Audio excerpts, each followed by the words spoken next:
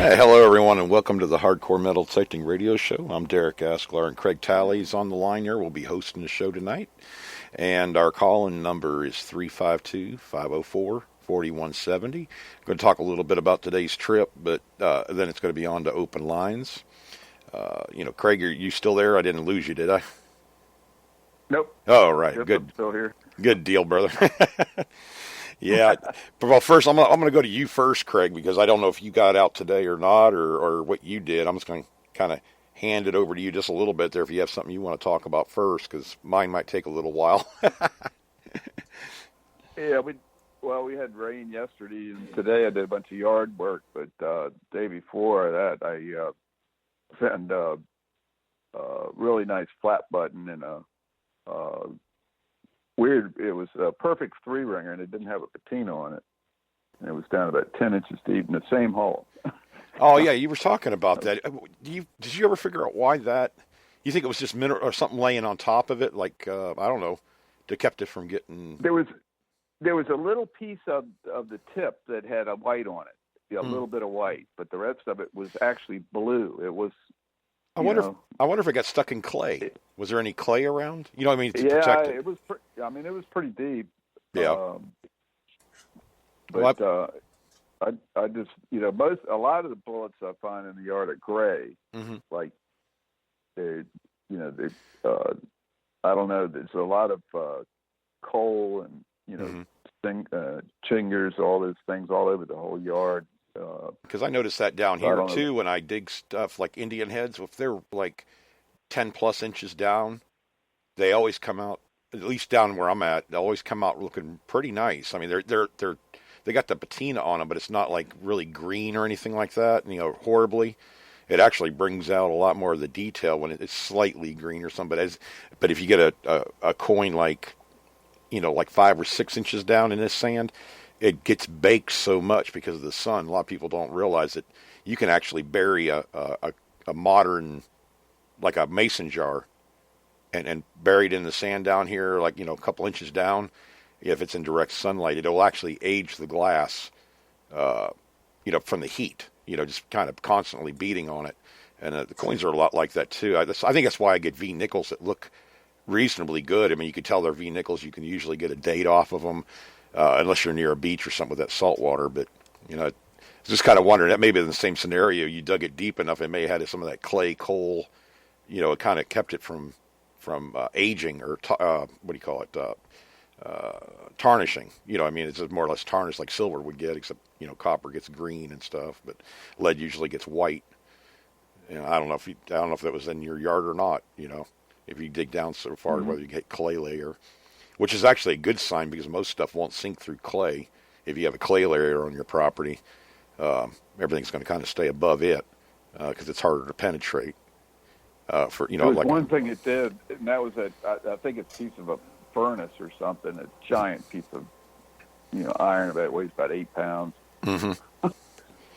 And that thing was down 2 feet deep. And I had a shovel at the time getting it out. It was clay, right? It's just pure clay, but by that point I knew it was iron, right? But it's big. It's just got to be a shell or a big piece of one, Yeah. It's just damn furnace. Hey, did it sound any? I know it was a bigger item. Did it sound any different? I noticed that especially with the old cast iron, you can knock it out obviously with our detector, but I mean with any metal detector, it seems to come through a lot better than just plain old iron. Have you noticed that? At least it seems like that to me. But I mean, it was the only reason I knew it was iron, the signal was good. It was just, and it was loud, right. 2 feet. But I was going over it, and I started pinpointing from different directions, and it was, it wasn't pinpointing in the same spot every time. Right. So, it was, it had about a foot difference in one of the, so I said it's got to be something big iron, right. And that's when I started getting excited, especially after I got over a foot deep. Yeah. I was like, oh man, I had to get this giant foot shovel out, and then it was underneath a rock. and I had to pry that out. I had to like pry it up to get it out. Yeah. And I think it actually broke one of the rocks. It was, under when I pried it. Mm. but It just seems like your yard is loaded, like with stuff like 10 inches down. You're digging breastplates pretty deep, and the one breastplate was pretty deep, and then you had other junk around it. Then Mike got that Real. And that was actually, there was a shoehorn over it or something like that. I remember, obviously he got the iron first and he knew that, but there was still a target in the ground underneath it. It just shows how much masking can really mess with you. You'll miss stuff if you don't get that bigger iron out of there. I mean, you're never going to find that other stuff. It's underneath it or masking it with its halo. But, it seems like you guys dig. I'm finding out that some of these targets are, so much iron around them that you'll hear the good tone in the middle, but you won't, when you swing over it, it just, the iron blocks it or something. Right. It's not, you can, sometimes I can only get it like in one direction. I've had a bunch of targets like that where it just really sounded good and it would lock. Sometimes it wouldn't sound good, but it would be, it was, it'd make the same repeatable signal every single time. Right. But it was a little bit raspy. Mm-hmm. It wasn't, nice sound to it. But, I thought, it's telling me that there's some iron under, near it or over it or something, and on that one signal, one of the best ones I got was, there was a pewter spoon down about a foot, and it was the bowl part. And then there was about maybe 6 inches down was like a horse buckle. Right. Kind of a big one. Yeah. And so it was right over top of it. And when I got the horse buckle out, I went back over the hole, and it just banged in both directions. I went, oh my God! I was thinking that might be a plate or something, Right. It's probably a pewter spoon from like the 1790s or something. Yeah, pewter comes up. Every once in a while I'll get a piece of pewter. I mean, obviously you get more up there than I do down here. Most of mine are like spoon handles and stuff. But man, they come through. I don't know. I can tell. It seems like pewter more than silver or whatever. Any other, right along the lines of brass and copper. I don't know. Pewter has a weird sound to it to me that just is really noticeable and makes it stand out a little bit.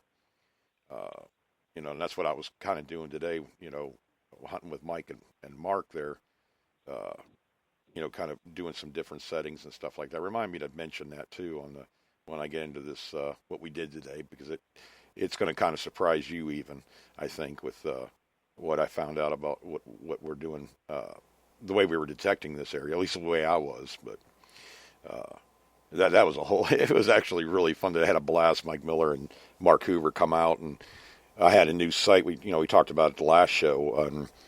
I never even stepped foot on it. I could see it, but I never actually walked up in there and kind of, kind of figured out what everything, where everything was, and if there was an area to metal detect or not, in between the palmetto bushes and stuff. But this place sits pretty far back. We met up like 7 o'clock in the morning.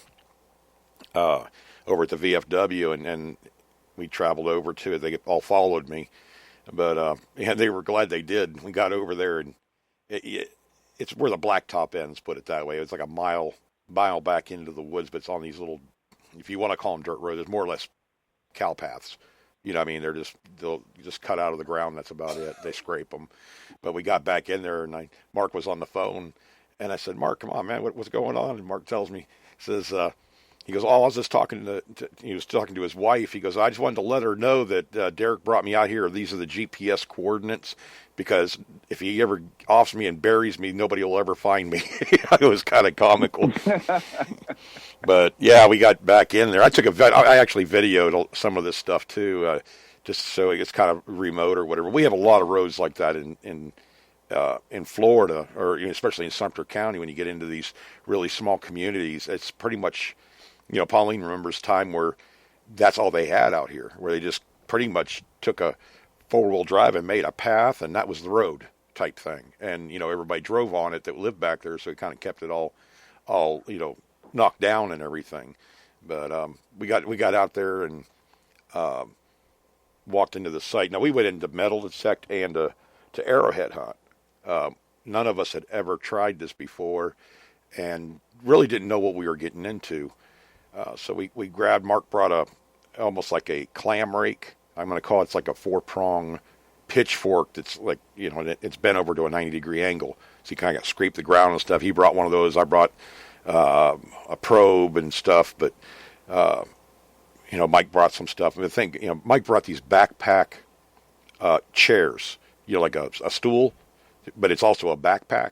I'll tell you what, I like those. I'm going to get Mike to give me the brand name of them. It fit perfectly, Craig. You put it on your back, and you can actually put stuff in it too, because it's like a backpack, or not like a bag, like a duffel bag, whatever. And you can go out there and just slip it off your back and sit down on it. But the neat thing about it didn't. You know how you reach over to pick something up, and the backpack always wants to slide, and bat you in the back of the head or something. This thing didn't move. It was great. I wore it the whole time and barely noticed it was back there. But I'm definitely going to put that up on the Facebook page, because it's nice to be able to sit down and have a drink of water and not have to sit and around these palmetto bushes or whatever out in the woods, and can't find a log to sit down on. Well, at least you have a nice chair to sit on and keep some of your water and stuff in it. But we got out there, and I was running normal, pretty much normal hunting settings, what I would normally run.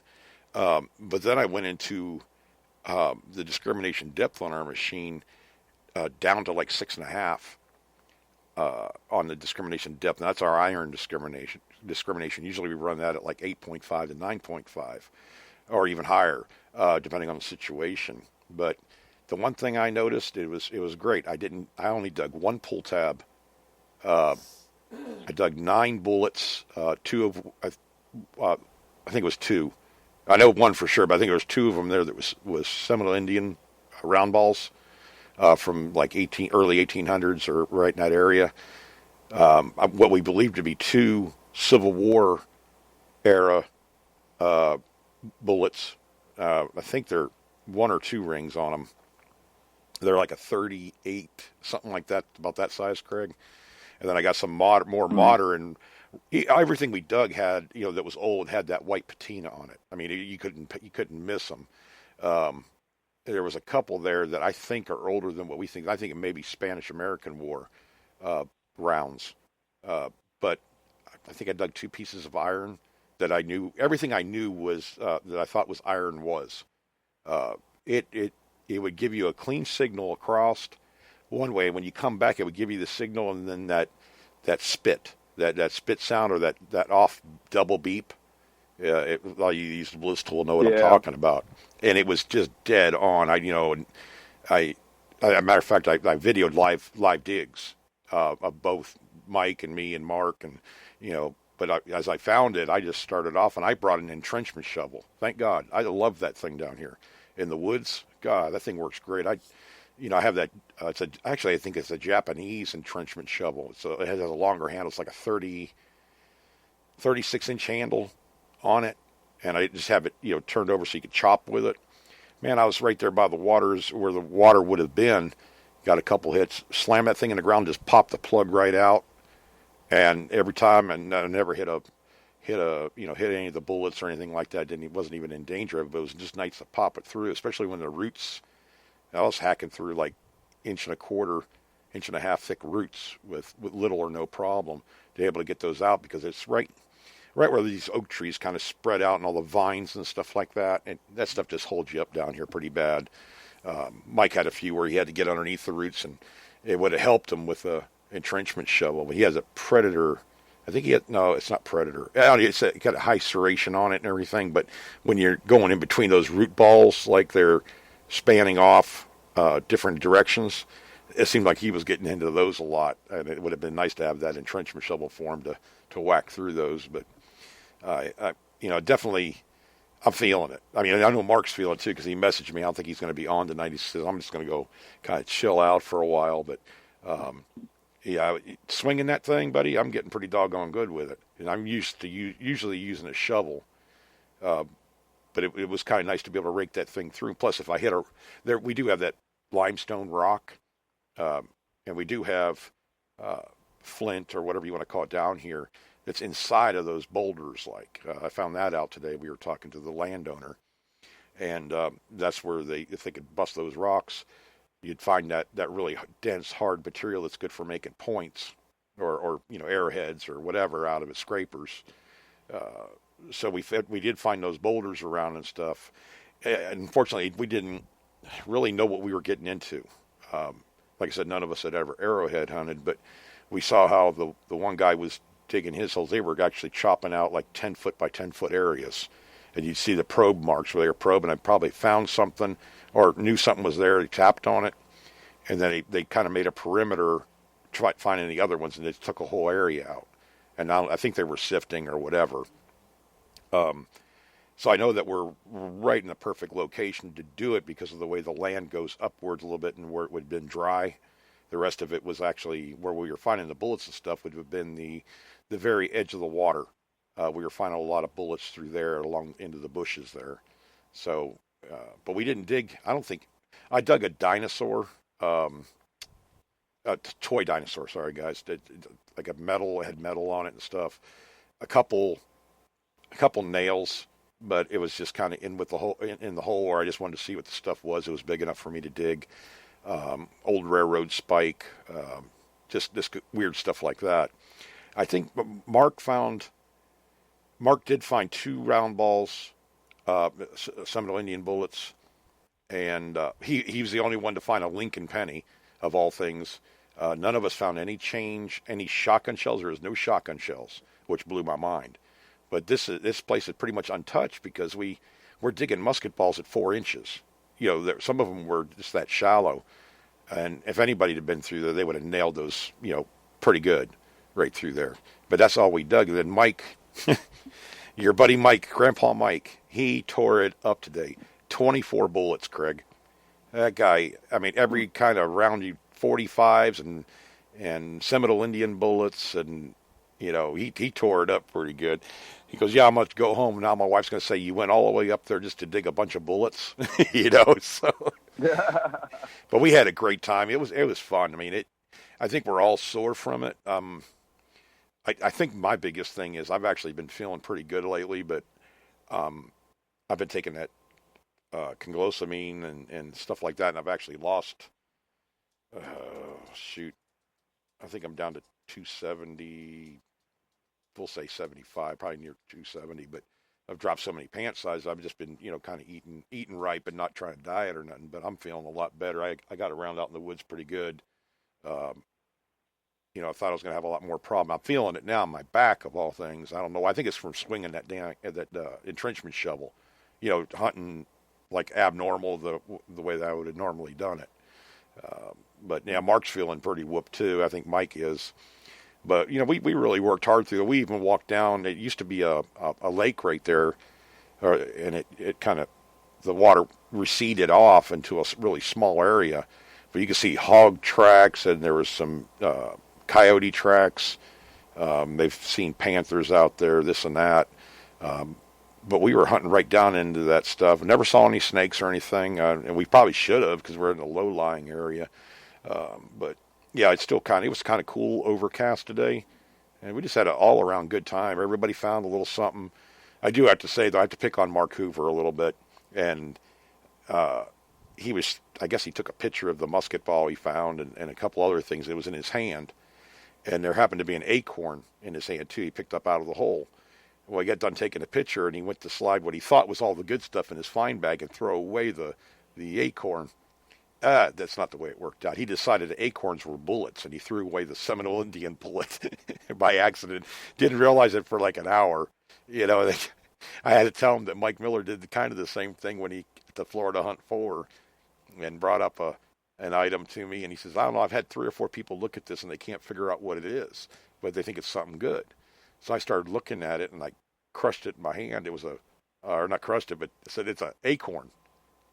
I don't know what it is with the acorn tops. I think we were talking about it before the show. They kind of look like when the bottom of the nut is eaten out of it. It kind of looks like a cap, like you'd put a cap on a bottle or Yeah. something or a cork. It was so hilarious. I'm like, oh my God, you're right. Same thing. Just it's one of those situation things where you just I don't know. You get what do they call it? Matrixing. When you look at a picture and kind of see a figure in it, but there's really nothing there. Yeah. That's kind of what it was like, and so I had to laugh about it. See it. You're trying to see what's not there. Exactly. But it was actually a really good trip. Even when we got done, we were down there. There's a guy, I guess, the next door neighbor plowed this.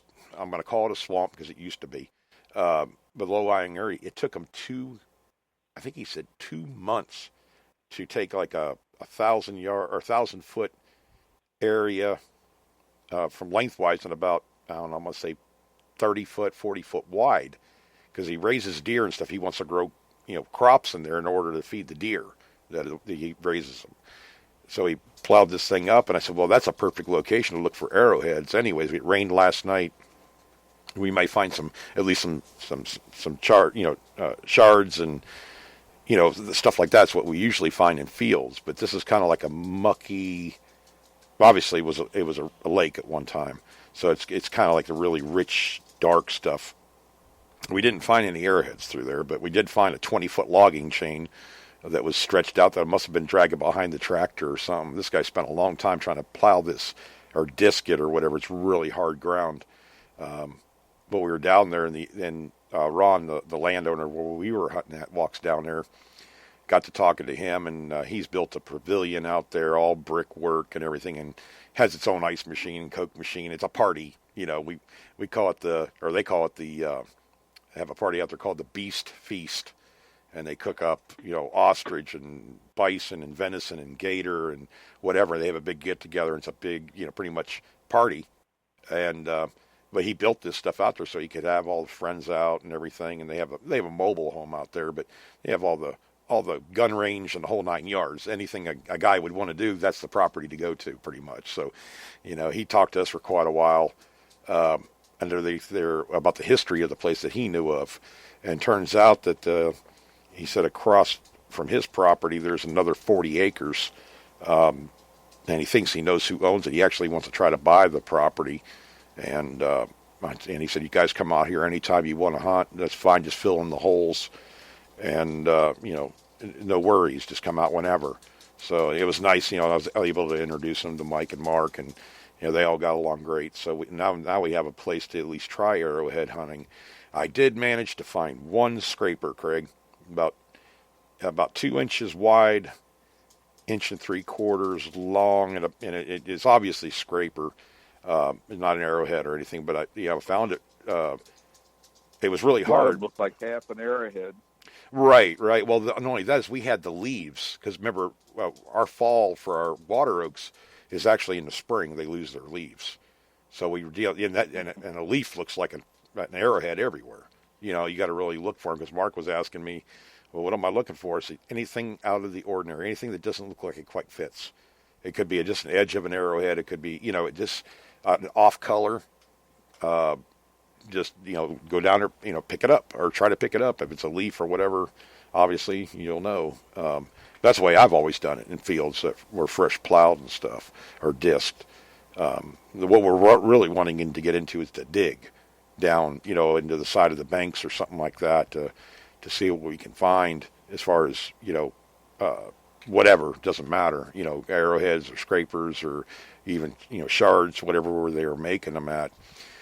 That's going to be a whole different ball game for us. But we now know what we have to do, because we kind of figured it out by the holes the other gentleman dug, putting 2 to 2 together and using what we know about metal detecting and retrieving targets and stuff, kind of throwing it all in there. So it was a big adventure. It didn't seem like much. We spent 4.5, 5 hours out there and came up with some good stuff. But I did find out there's not a lot of where we were hunting at. There's not a lot of trash. There's a lot of barbed wire fences and stuff that used to be there, I guess, 50 years ago or 80 years ago. It's almost falling apart now. The barbed wire breaks off itself, like little sticks.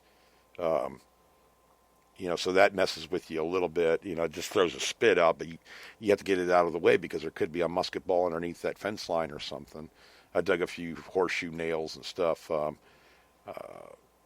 just because they were a decent enough target sound-wise, as far as size goes. So I went ahead and dug them just to get them out of there.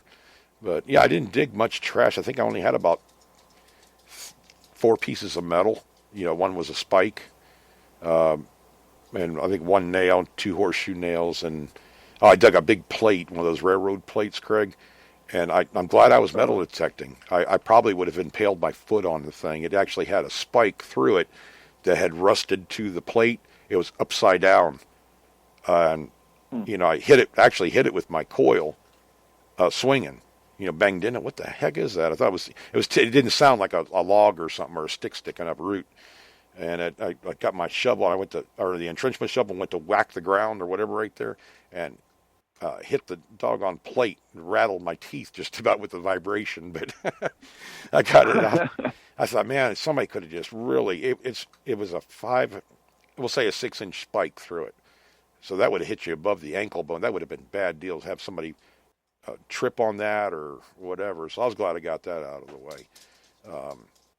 But yeah, just all around good time. Went over to River Rats and had lunch over here with them, and then everybody had to kind of take off. But I like hunting with people around here. Just give them a buzz, and it was kind of short notice, but they were all for it. And I told them, well, at least now we know where we can go and try this stuff and try to figure out how to arrowhead hunt and kind of add it into our arsenal of stuff we like to do. It's something different. And of course, we got talking about metal detectors and the way we were hunting them. I think Mark got his Wannon Equinox, got it yesterday, but he didn't use it. He said, I have to read the manual and everything, which makes sense. He said, it's a pretty thick manual, but he was using his AT Pro and he was doing good with it. I think it was just, we didn't know what we were getting into, for the most part. I actually forgot to put my 7x9 coil on, so I had that 11-inch coil, but I did pretty good. Inside the woods, man, there's a lot of, people have dumped stuff over the years. I mean, there was a boat out there, this big boat, sitting on the side of where the water used to be. It was kind of half tipped over. And then Mark found several cars that were kind of lined up, half buried in the ground, like they'd sunk into the ground, like a little graveyard for cars. It just kind of neat stuff out in the middle of nowhere, man. We were just we were walking all over the place. There's no real fences there. There used to be, but they're all down for the most part.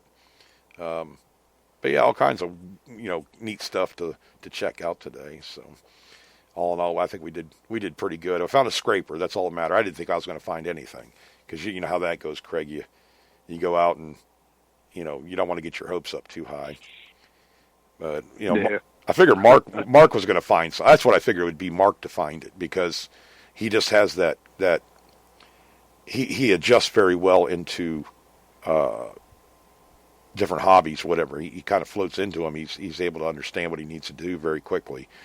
He does a lot of research and stuff, and he has the Facebook page Adventures in History. If you guys have ever checked that out, if you haven't, go ahead and get on there. He has some really good information on there. It's not really about just about metal detecting. It's mostly historical information and interviews and all kinds of stuff. Just generally dealing with the hobby in some way. So something for y'all to check out. Let's see, we got a few guys on here. We got Brandon and Bill Marsh, and I saw Ringfinder on there, Dennis. And let's see here, I saw a few more. Where would he go?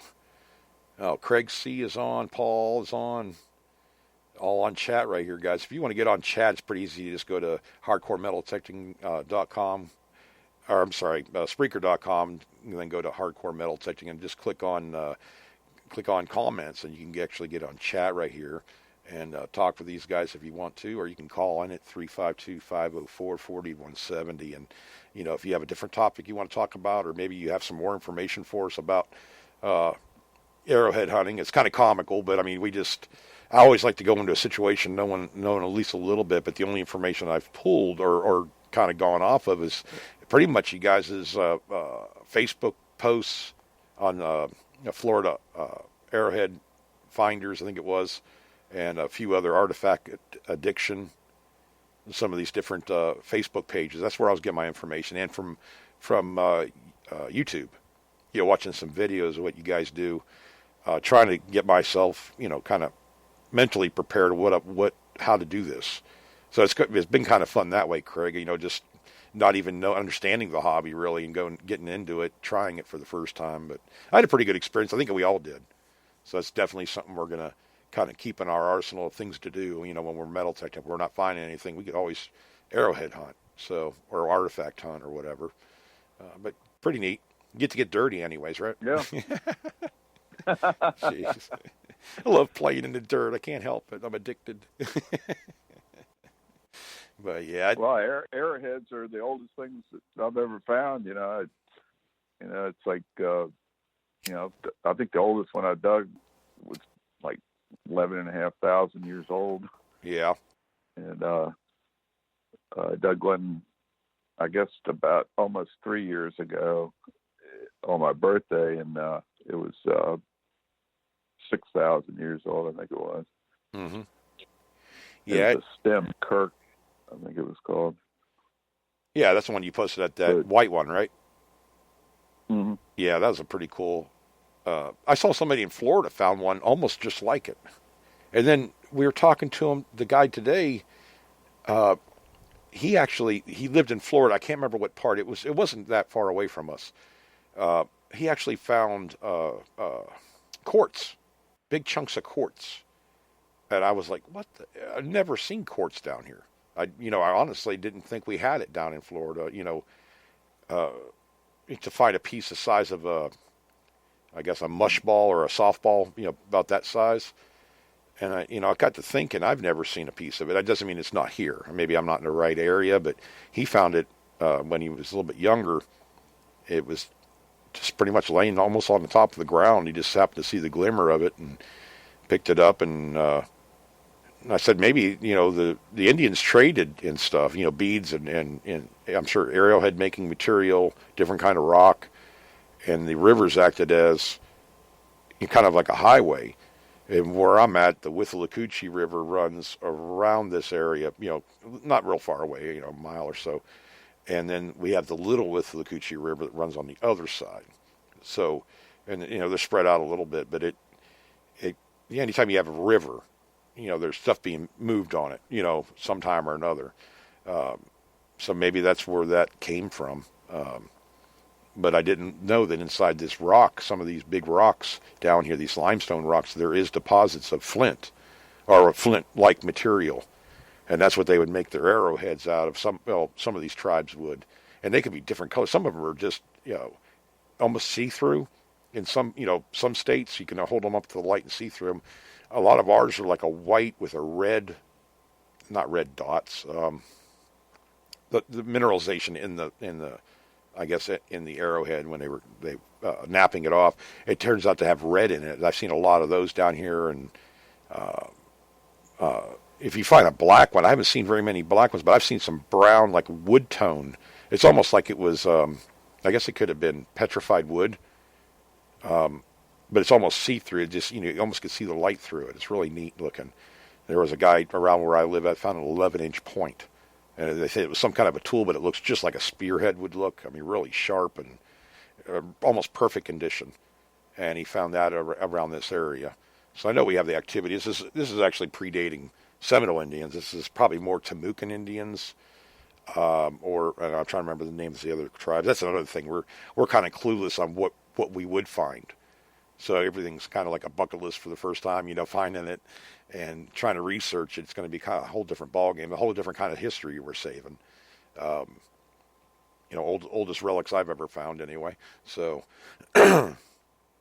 we'll kind of keep you guys informed. I mean, maybe we'll get some speakers on the subject, Craig. You think I'll have a couple guests on here just dealing with arrowhead hunting and artifact hunting and stuff? Because I think it's, I think we all, if we got into a situation where we dug a target and then found like an arrowhead in there, to kind of know how to do it.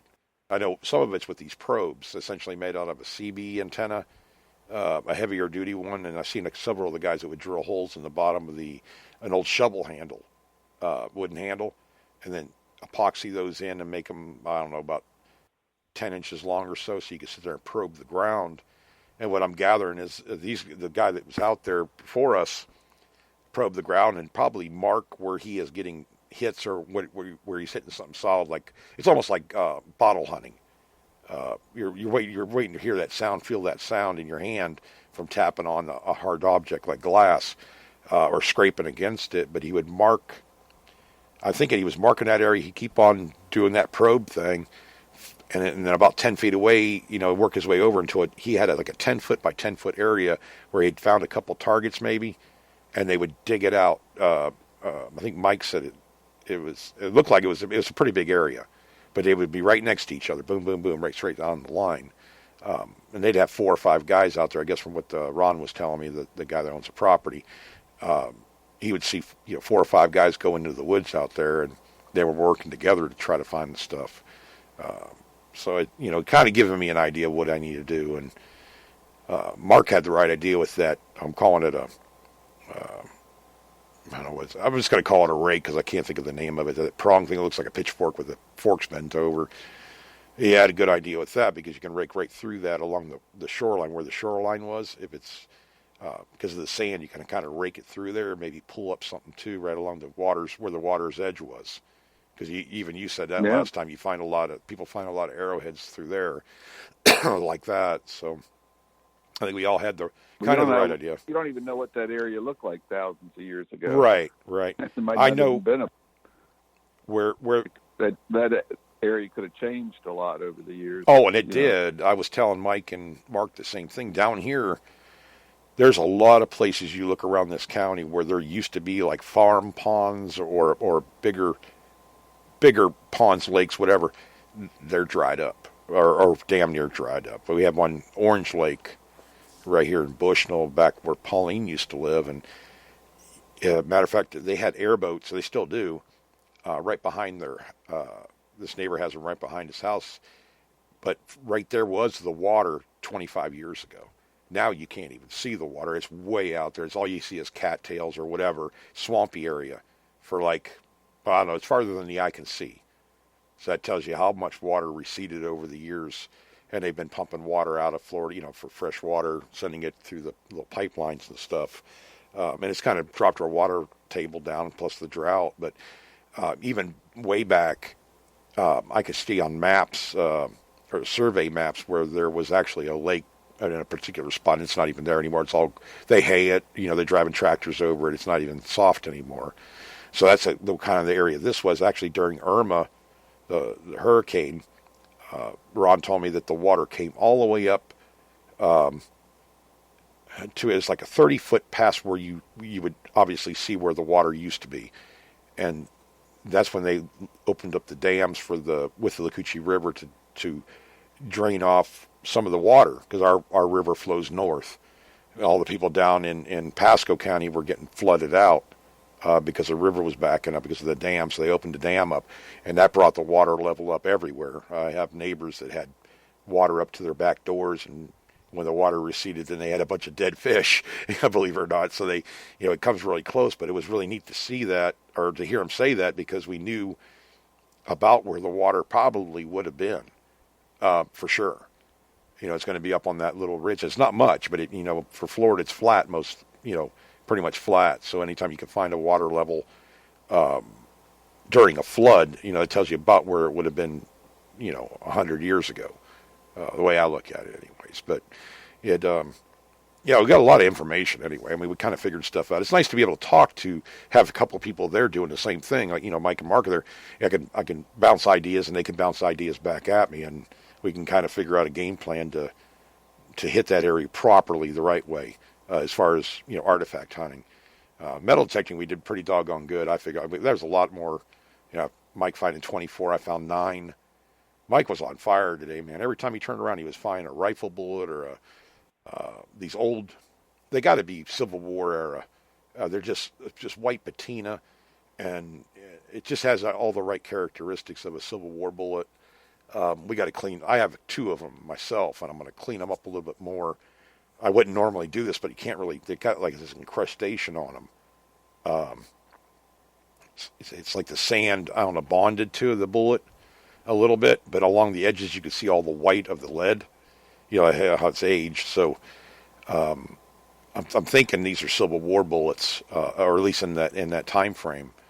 But then you get 2 foot over, then you're finding copper jacketed 45s and 9 millimeters just sporadically. It's not like they're all next to each other, but I mean, we're finding all the different era of bullets, new and old. But we never found one shotgun shell. The old paper rounds, that we find seems like everywhere. None of us dug one, and it just shocked me because everywhere else I dig, I always dig 2 or 3 of them. Any other property. So I don't think it was used. Not a lot, anyways, for bird hunting or anything like that. Apparently, even though the water was right there. At least we haven't found any yet. So I don't know why Mark found this penny out in the middle of nowhere. It's a Lincoln, so. But no other coins, no. I got a spike that's. I think it's a spike. It's probably about 7 inches long. It's pretty big. The head of it is gone, but it's like a square. The square shape, a lot thinner though. I don't know. That's another thing I got to clean up because the rust is so bad on. I might try that molasses thing that you do, Craig, to clean up iron. Yeah, it's kind of it's not as harsh, right? Won't damage. You really can't hurt it. Mm-hmm. Like you can, overdo it with electrolysis or something like that, but. Yeah, just to get an ID on it, because obviously it's not worth. I mean, right now you can't tell. It could just be another piece of metal, but it's probably the thickness of 2 pencils, like number 2 pencils together, and it's squared on some of it. It's just not big enough, heavy enough to be a typical railroad spike. It's similar, but it's a little too long, and this might be the world's biggest square nail. I don't know. It just has that look about it that it's pretty old. So. You're mixing that 1 part to 9 or 1 part to 7 parts water. Was that it? There's a couple different ways. It'll give it more of a effect if you use less water and mixture with it. But there's a couple things on you can Google it and they'll right. Okay. tell you a few things about it, but. Most people use electrolysis. I saw a guy that was doing it with farm equipment, and he'd leave it in there a week or 2, and then pull it out, and it would be just serviceable where he could use it. Right. And it was amazing, and it lasted a long time. I could keep using it, mm-hmm. and so I just said, "What the heck?" I had some stuff that I didn't know what I had. And, I had that trigger guard that I found up there at Breastplate Hill. Yeah, I was with you when you found that. So that turned out fairly good. Yeah, I was trying to think of a way to do it. That seemed about the best way. I just want to get an ID. I just want to know essentially if it's something or just a piece of metal that was laying out there for something else. But it just has that look about it. Like mm-hmm. I was saying about the arrowheads and stuff too. It's pretty much you're looking for something that is out of place. As far as arrowheads or even stone artifacts, I found that Celt.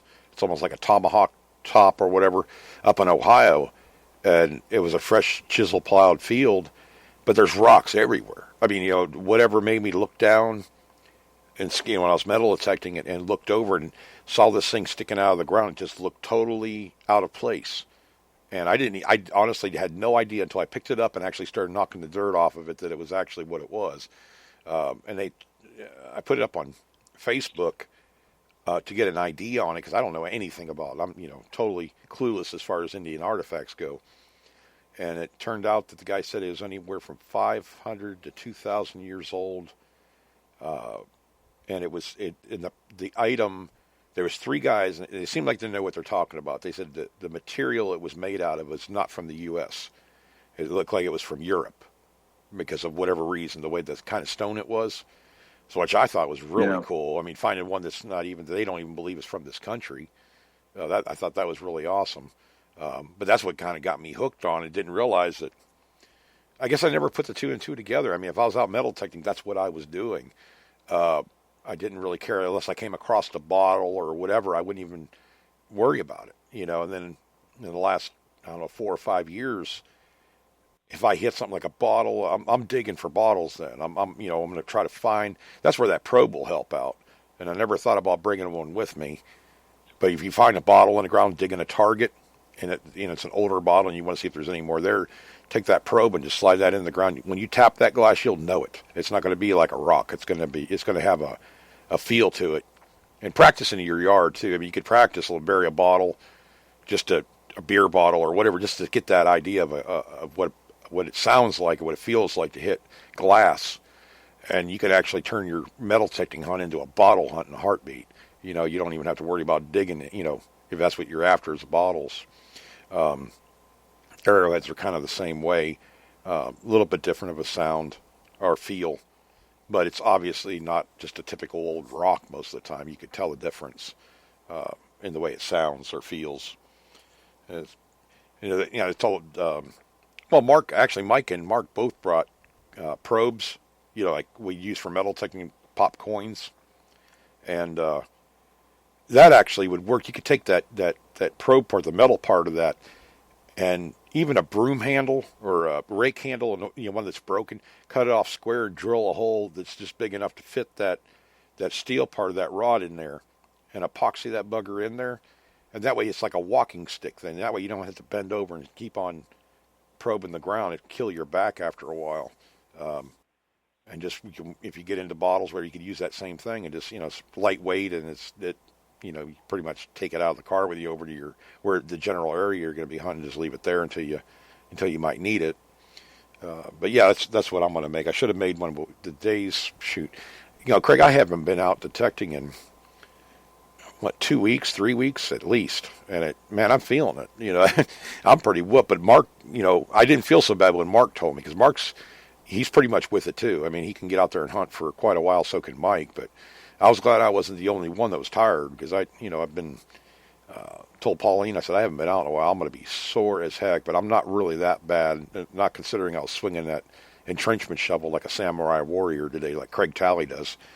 And I kept on thinking to myself, Craig, I was surprised that I never hit one of those bullets or whatever the target was. I never hit it other than the railroad plate, which is pretty big. You can get pretty proficient with that entrenchment shovel. A lot of you guys up there in Virginia use those.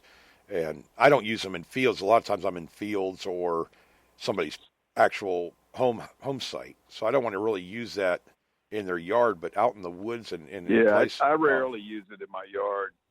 I use a straight knife shovel usually. Yeah. And then we got a whole array of garden shovels and stuff in case we need to go deeper. But Mike's got one of those fiberglass handles on it's got an orange like a point on the end of it. It's kind of like a triangle, like a sharp triangle point. Uh-huh. And it's bent at an angle. So you have to kind of when you go to dig, you've got to kind of angle the handle forward. Mm-hmm. Get the the blade to go straight down into the ground. But it's real light, and he pried a 50-pound boulder out of the ground for me one day because I got a signal under it and I couldn't get to it. And I was trying to dig under it, and I was going, it's got to be a plate, it's got to be a plate. Mm. And it was a mason jar lid. And I'm like, how did it get under a boulder like that? Yeah, it kills you. Yeah. Or under a big root. I always hate that. You think you got something really good. You dig down 7-8 inches and you hit this big root and you're digging around it trying to get, excavate it out so you can get the target out. And it's a beer can. It's just those dumb, you just never know. Until you get that item out of the ground, guys, I don't care what detector you're using. None of them are 100%, not even ours. It's just... Until you hold it in your hand, you don't know what it is, and it kills me. And actually, Mike brought this up today at lunch. He said, they think people, if they're just getting into the hobby and stuff, They think, oh, wow, I can buy brand A. It'll tell me exactly what's in the ground before I even dig it. Well, no, because if they discriminate out, that one guy said he's discriminating out up into the 70s or something, Mike was saying. Hell, you want pennies and above, but you're knocking out bullets and buttons and gold, and you're knocking out all this other stuff that you would want. Yeah, you're going to dig some pull tabs and stuff, but, a lot of the newer people don't realize, hey, that screen, it's giving you an approximation of what it might be. Some of them are more accurate than others, but until really you have your hands on that target, you're not going to know what it is. It's all pirate treasure then, before that. So, and I've had a couple. Well, even at the Fort DeSoto hunt, man, I'm looking down and I'm seeing round things about the size of a quarter, thinking they were buttons, because they were kind of encrusted in dirt and everything. They're perfect size for an eagle button. And I'm pulling these things out, and I realized they were perfectly round lead punches, or like they punched it that size. And I found like 10 or 12 of them at the hunt, and a couple other people found them too. We'd never found those before, at least I hadn't. I'd never seen anybody dig one of those there. But I got into like a spill of them, whatever. And we don't know if they were used for the slate roofs. I never thought about that. May have been what they were used for. They had slate roofs on those buildings during the Spanish-American War that they built down there. And I found nails, really, really sharp square nails. I mean, these things would stab into you, no problem, almost like needle sharp. And they're about, we'll say, an inch long, inch and a quarter long. And they had the weird heads, like a Roman nail would have, the big flat head like a railroad spike has on it. And I'm thinking maybe they laid that lead between the slate pieces, to give it some kind of a malleable sealant kind of thing, Craig. And they drove that nail through the slate into the roof beams or whatever, however they put it on there. I never even thought about that. That very well may be what they did, because I know they used the lead to seal the gutter systems too. So that may be why we were finding those. I just never really put two and two together, I guess. But yeah, I mean, I'm trying to think of a use for some of this stuff we find. And you don't want to throw anything away, because if you don't know what it is, don't throw it away, because it may be something you had no idea. And Craig and I have both done this in the past, where we've gotten rid of something and then we realize a month later, oh crap, I had one of those and I threw it out thinking it was this, So if you don't know what it is, keep it.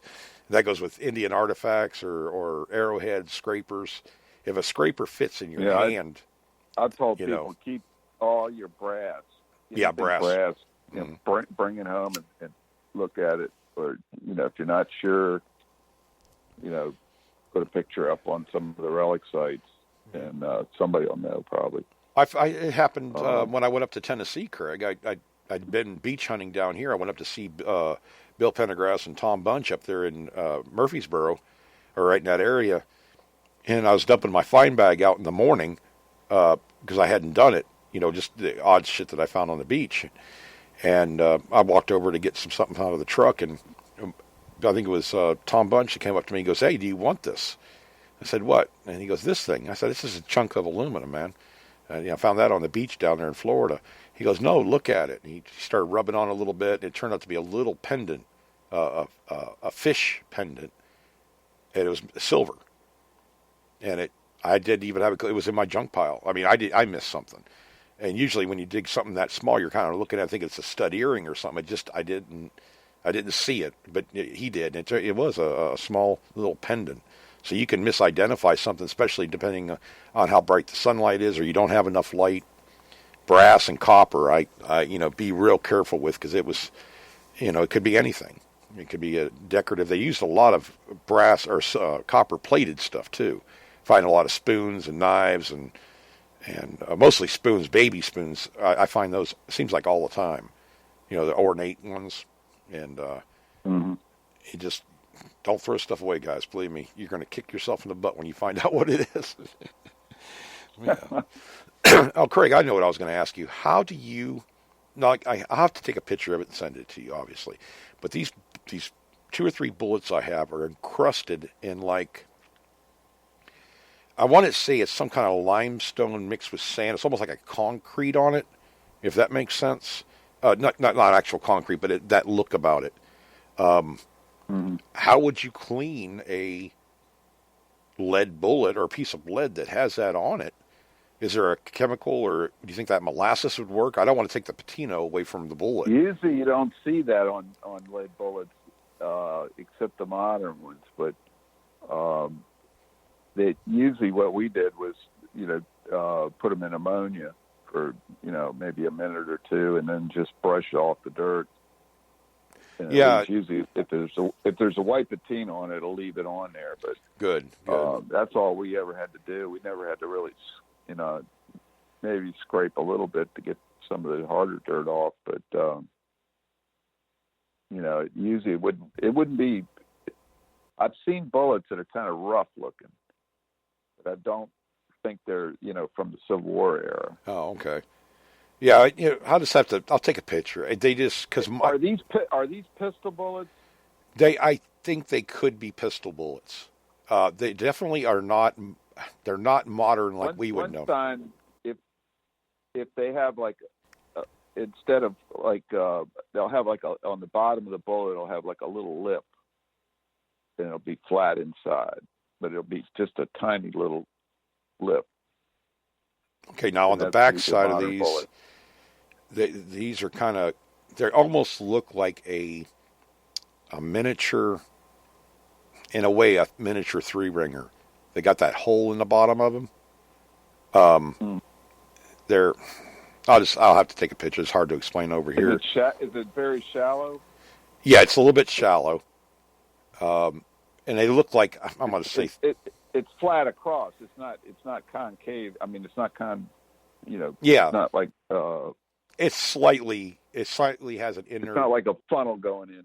No, it's not a funnel, but it's not copper jacketed or anything like that. Yeah, I don't think those are Civil War era. Oh, sucks. Okay. Well, anyway, I'll send them to you anyway. I could be mistaken, but it just doesn't sound like it. Yeah, I know they were different from the ones Mike found. Mike found some more modern, like 9mm one, and I think it was a 44 Magnum, a 45. Just a sporadic kind of even rifle bullets. But some of ours really they just look old. They're not copper jacketed. They have the right patina. And some of them are just like a basic, I'm not going to say a wad cutter bullet because they've obviously hit something, but they have that. It just looks strange. I guess I'll just have to take some photos, and maybe Mike will post some of his up or send them to me. He found more than everybody did, but it was just weird the way these particular ones look. I wanted to get back over here to the chat because I think it was Bill Marsh said that those lead pieces could have been used for cedar shake roofs or whatever. I guess they used them on that. So yeah, that could be Bill. I mean, your guess is as good as mine. If it looks familiar to you, I'll go with that. But Ringfinder Dennis there, he was telling you, Craig, that he has an Arrowhead card book, sort of like baseball cards. And we have to find some of those, I guess. I don't know I just know what something looks like. I don't know, sometimes I wonder if I, pick something up. I don't want to leave anything there because it could be something, you know what I mean, Craig? You just, especially when it deals with arrowheads and stuff like that. I'm just kind of an opportunist when it comes to, looking for arrowheads. I didn't really search for them. When I was metal detecting these construction sites, I developed an eye, and they would just pop out. I'd just see them. When I was metal detecting, I wouldn't even be looking for them. So it was quite different. But I don't think it's like bottle hunting. You got to dig at random holes, hoping you're going to find a bottle. Right. That's the way Mike spends 3 or 4 hours out there sometimes and doesn't find one, and then sometimes he finds 3 or 4 nice ones. Right. But for me, I don't like doing that. Yeah. It got real boring real quick. Yeah, I think I could swing a metal detector all day and not find anything, and I'm fine. Yeah, yeah. I got to have, I don't know. It's just not the same. Yeah, I said that for years, and you know what? I just it kind of makes it even more hardcore when you're dealing with. Hang on, we got a caller here. Hang on a second. When you're dealing with different hobbies at the same time, it just kind of makes it that more exciting, I think. But down here we're also dealing with a lot more sand than you guys are dealing with rock and all this harder digging environment. Yeah. But we do have a caller here. Who do we have on there from 4019 area code? Ring Finder. Hey, buddy, how's it going? Hey, buddy. I'm doing pretty good. You're talking about my neck of the woods. I have a creek goes by my house, and then it circles around and comes around to the front of my house about an acre, couple away. And it's like arrowhead and hammer and axe. It's just been that way for years. I've been hunting for years. Awesome. But I actually find more arrowheads now metal detecting because watch it at Swansea saying tin can Denny's on the line. But because I'm always looking at the ground, I'm a button freak, you might say. While I'm metal detecting, I pick up every kind of a button that I see on the ground. Yep. And I'm always picking up arrowheads while I'm metal detecting. You're going along and you're always looking at the ground. Yep. So besides that, I'm looking for snakes and anything else out there. But, what's going to get you? So that's where I find a lot of them metal detecting. And one-room schoolhouses are notorious for not arrowheads, but hammers and axes. Because the kids would bring a hammer to school or an axe and show and tell, and then they didn't want to mess with it after or while they were playing, so they'd throw it onto the front porch thinking, well, I'll get it later. And many, many, many times they don't pick them up. Really? And then after the school's tore down or whatever and they plow the fields, they're still there. Never even thought about that. That's a good information, especially up in... Find old hammers and axes, not necessarily arrowheads. Mm-hmm. You can find them in Ohio in some places by the buckets, just along the river if they have a cache. Yeah, it's kind of weird with the schoolhouses because like in Ohio is the same as Indiana.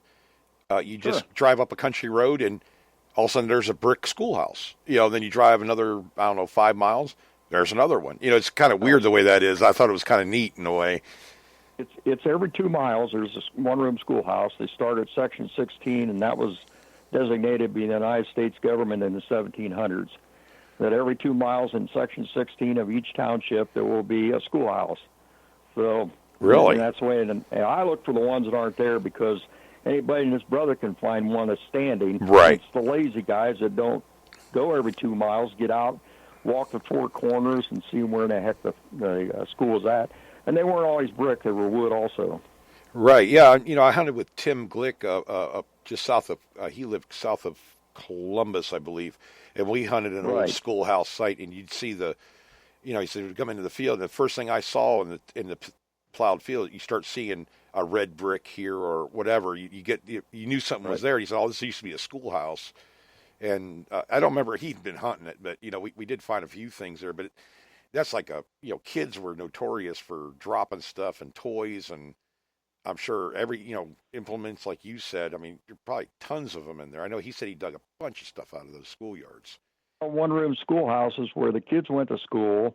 That's where they had their gatherings if they didn't have a church nearby. Normally, if there was a one-room schoolhouse, there was usually a church across the road or down the road, right? Because it was close to the schoolhouse. But if there wasn't, that's where everybody gathered in the summertime for a picnic as a school. And another place they gathered, which I've found cemeteries they have moved, and you'll find a lot of Indian head pennies and V-nickels and things like that. And the old places where they used to picnic by their loved ones when, they passed away, they went to the cemetery. Right. And I've got, I don't know how many cemeteries they moved 4 or 5 times, and each one of those places, there's money there and other jewelry and all kinds of stuff. Well, that's the other thing I was going to say. I was hunting in another spot in Ohio with Tim, and he said there used to be a schoolhouse here somewhere, one they tore down. It was in, I don't even remember what town. It was some little town. And he says, I've been hunting it, and I think I've kind of hunted it out a little bit. And I was hitting nothing great. Most of it bling kind of looking, but I found a ring. It looked like, I don't know, back then it was probably gold-plated at one time, but it was ornate. and I found a small, like a woman's wristwatch part of the band, and none of the stuff worked, but the designs on it just wasn't. You could tell by looking at it, it wasn't current. It wasn't anything you'd buy in the last 20 years, anyways. And I ended up finding like 5 or 6 pieces of jewelry through there. And I think Ever hunted out, especially yeah, on the oh, work yeah. field. Well, yeah, it all depends on the detectors you're using and how you come across the field. You can miss something. Well, Right. Denny, you can miss something in a heartbeat if you happen to be walking Yep. a little faster or whatever. But yeah, You got to look at the location too. I mean, we have a swamp area here, which is way south of me, and there weren't that many people living there. So a one-room schoolhouse, and they only had 20 people go to school there. Not many families even went there. So, but if you live in an area where there were a lot of houses back then, and they're still standing, then you got more probability of finding something. yeah, I was kind of But I interested. do. Arrowhead a lot. You're talking about the hammers and axes. We're known for that here. But I like to go out early in the morning when there's a dew on and the sun's just coming out. And you have to walk. I don't like to walk towards the sun. I like to walk east and west for me. Right. And when the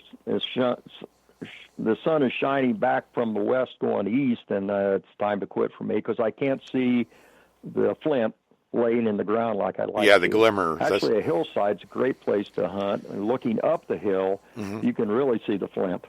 Yeah. Like especially early morning and there's dew on it. That flint and that little bit of sun on that'll just shine. So, and more times than not, if I find a scraper, which it's mostly what you find around here, and bird arrows, because all the big things are going mostly. But every once in a while, you'll find a hammer or an axe. But the scraper, you're talking about scrapers. I pick up anything that's shiny, which is flint normally. And if it fits in my thumb fits into it, it's a scraper. And that's what they scrape the meat or the scrape the hides of deer or whatever. Yeah, the one I found, you can actually put your thumb on it, and your index finger fits on the backside. It just feels good. So it tells me. And this one's actually has some flint on it. I'll have to get a picture of it. It's crude, but you can see where the flint or the discoloration from the stone itself. It's kind of like a limestone rock with flint really close to it. They were making a scraper out of it, and it's kind of crude, but it's definitely fits in your hand. Even Mike said that, and Mark did too. They said, "Man, this thing fits pretty nice." It's probably used and worn. Yeah, it's still it's still plenty. It's almost like a serrated edge on it. It feels like that when you're running over your finger or whatever on your hand. You can feel it like it was napped. Like it was knocked off of there somehow. How many times have you put an arrowhead in your pocket and forgot it? Oh, your hand in there and cut your finger on the dark. Yeah, I can imagine that. I haven't found. It can happen. Yeah, I have never found in the last 15 years. I've never found one arrowhead. Of course, I wasn't looking for them for a long time either, but I did find that kilt. Sure. Up in Ohio. Up in Ohio, it was just it's like I told Mark, anything that does not fit, as you're scanning the ground, if it doesn't look right, go see what it is, because it could be down here. We get so many different colors. I'm sure up there too, colors and types of arrowheads and scrapers, different materials. We have a Flint Ridge here in Ohio where they traded flint all over the United States from Flint Ridge. Yeah, and it's still there yet today. You can just see huge rocks of flint that the Indians took off the flint from there, Flint Ridge. Well, they were saying finding quartz down here. And obviously quartz, I guess, could be just about anywhere, but in Florida, there's a lot of quartz in Georgia. I mean, I hunted Georgia, and that's all it was in the field. And lo and behold, I walked along there one day, and here is this beautiful orange arrowhead. It was just in perfect condition. And all that quartz I'd picked up all that time, and here was the most beautiful arrowhead. I framed it. It was so pretty. So you never know. Yeah, They traded all over wherever the Indians came in from the rivers. They traded. Yeah, I mean, I found this one online. A guy in Bushnell here. He's an arrowhead hunter, and I saw it. This has been several months ago. I got to find it because I saved the photo. This thing's 11 inches long. Oh yeah. And it looks like a spearhead. A place in Texas. There was a place there where a friend of mine here in Ohio actually goes there and hunts, and he digs. I'm saying 6 to 7 inch long spear points and longer, maybe up to a foot, and they're just perfect. Yeah. And he has that claw like Mark uses, and then him and his son go down there and they pay $150 for a weekend, and they just dig solid all weekend. Yeah. And they just dig them out one right after another. Yeah, that's pretty cool. It was an old riverbed, and this farmer rents out of his land, and you just go in there and dig all you want. Pretty cool. I saw a guy on a video. I was kind of going through videos. I get a lot of my information, when I get into a new hobby or thinking about it, just watching other people's videos. To me, it gives me more reality reading it out of a book kind of thing. You're watching them do it. You know what they're looking at. They're saying, there was a guy in Texas, I believe it was too, that was showing us where the washes were. He goes, he always looks at the washes because it'll bring them down the side of the hill or whatever, and that's where he finds a lot of his points. For sure. So that's the first place I had for a field, wherever the water was washing out and draining through the field. I always walk the washes looking for arrowheads. And in my creek, when it dries up, I'm always down there walking. So, I had another guy I was watching his video, and he's an arrowhead hunter and everything. He found this like a creek, a runoff, but he started digging in there, him and his buddy, and they were finding megalodon teeth. They were finding dinosaur bones of some kind, probably water aquatic, like whales or something like that, vertebrae. Yeah. And this was out, just, he'd never found this stuff in there before. And he started digging in Ohio. Somebody in Lime, Ohio dug one out of the garden. Jeez. A megalodon tooth. Yeah. Crazy. And they were coming across this stuff. I'm like, my God, and I live right in the middle of all, really anywhere in the United States, you probably can dig down, well, there's one guy in Texas that does it. Goes around and digs like a 15-foot hole. Craig was talking about it before. And, he finds arrowhead everywhere. I haven't heard from him in a while, but who's that? He has a site, Bob McWilliams. Bob McWilliams, okay. And he had a site called Digging in Texas. And I bet that's it. I think that, he would go to different ranches because he said early man camped on the same place that they got these big ranches nowadays because it's the best view.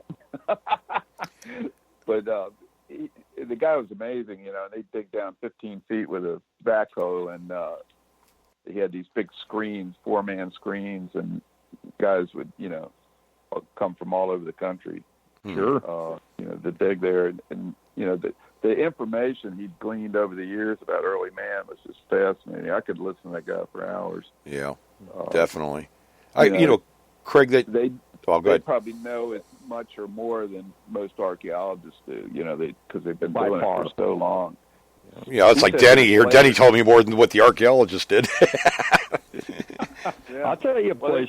A friend of mine I used to go to the Ford plant down in Atlanta, Georgia, and I met a fellow there, actually a foreman, and he goes to a river in between Alabama and Georgia. There's a river that goes through there. That's actually the state line.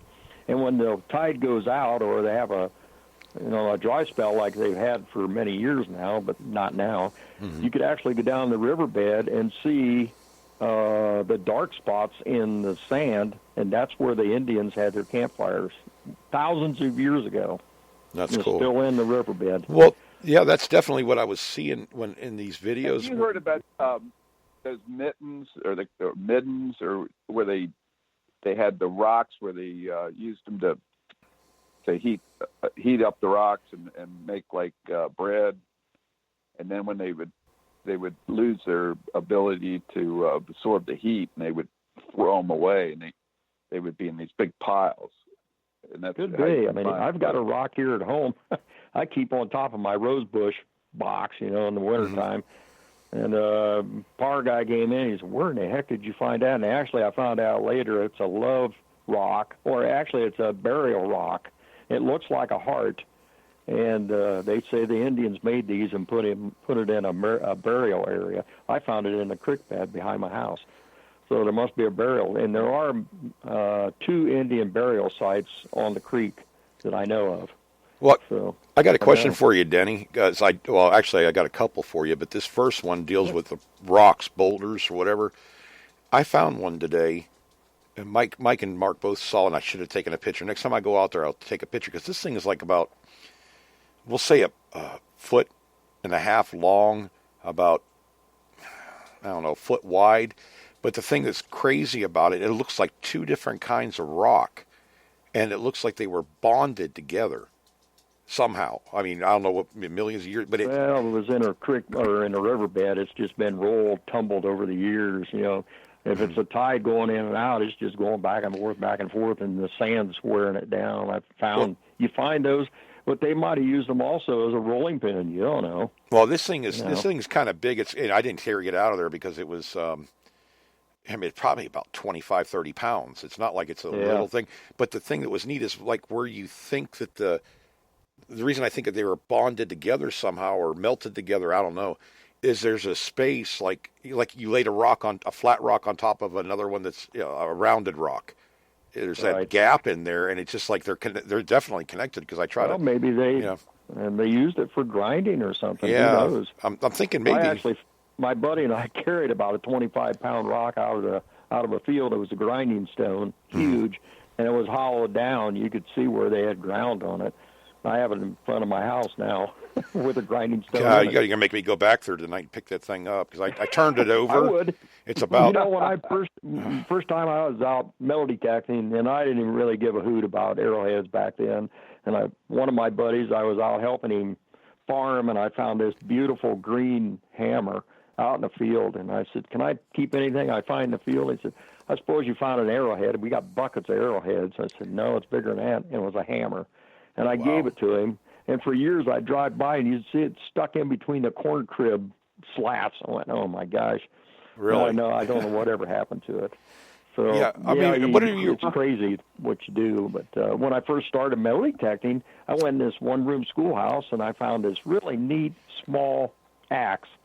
And I took it in. I found two of them. I thought, well, I'm not carrying two of these dumb things, so I threw the one down. Dumb me. There's where you say, don't throw anything away. Yeah. And I went to work, and I asked my buddy who's into arrowheads, you ever see anything like this? Oh, my gosh, those are very rare. Those are children's axes. I said, guess what? I had two of them. I threw one back. No. I went back, and I never did find the other one. Never. Yeah. There's a house on that site. It's almost like, this arrowhead thing, it's not metal detecting, obviously, but you're saving history, but it's stuff it's not easy.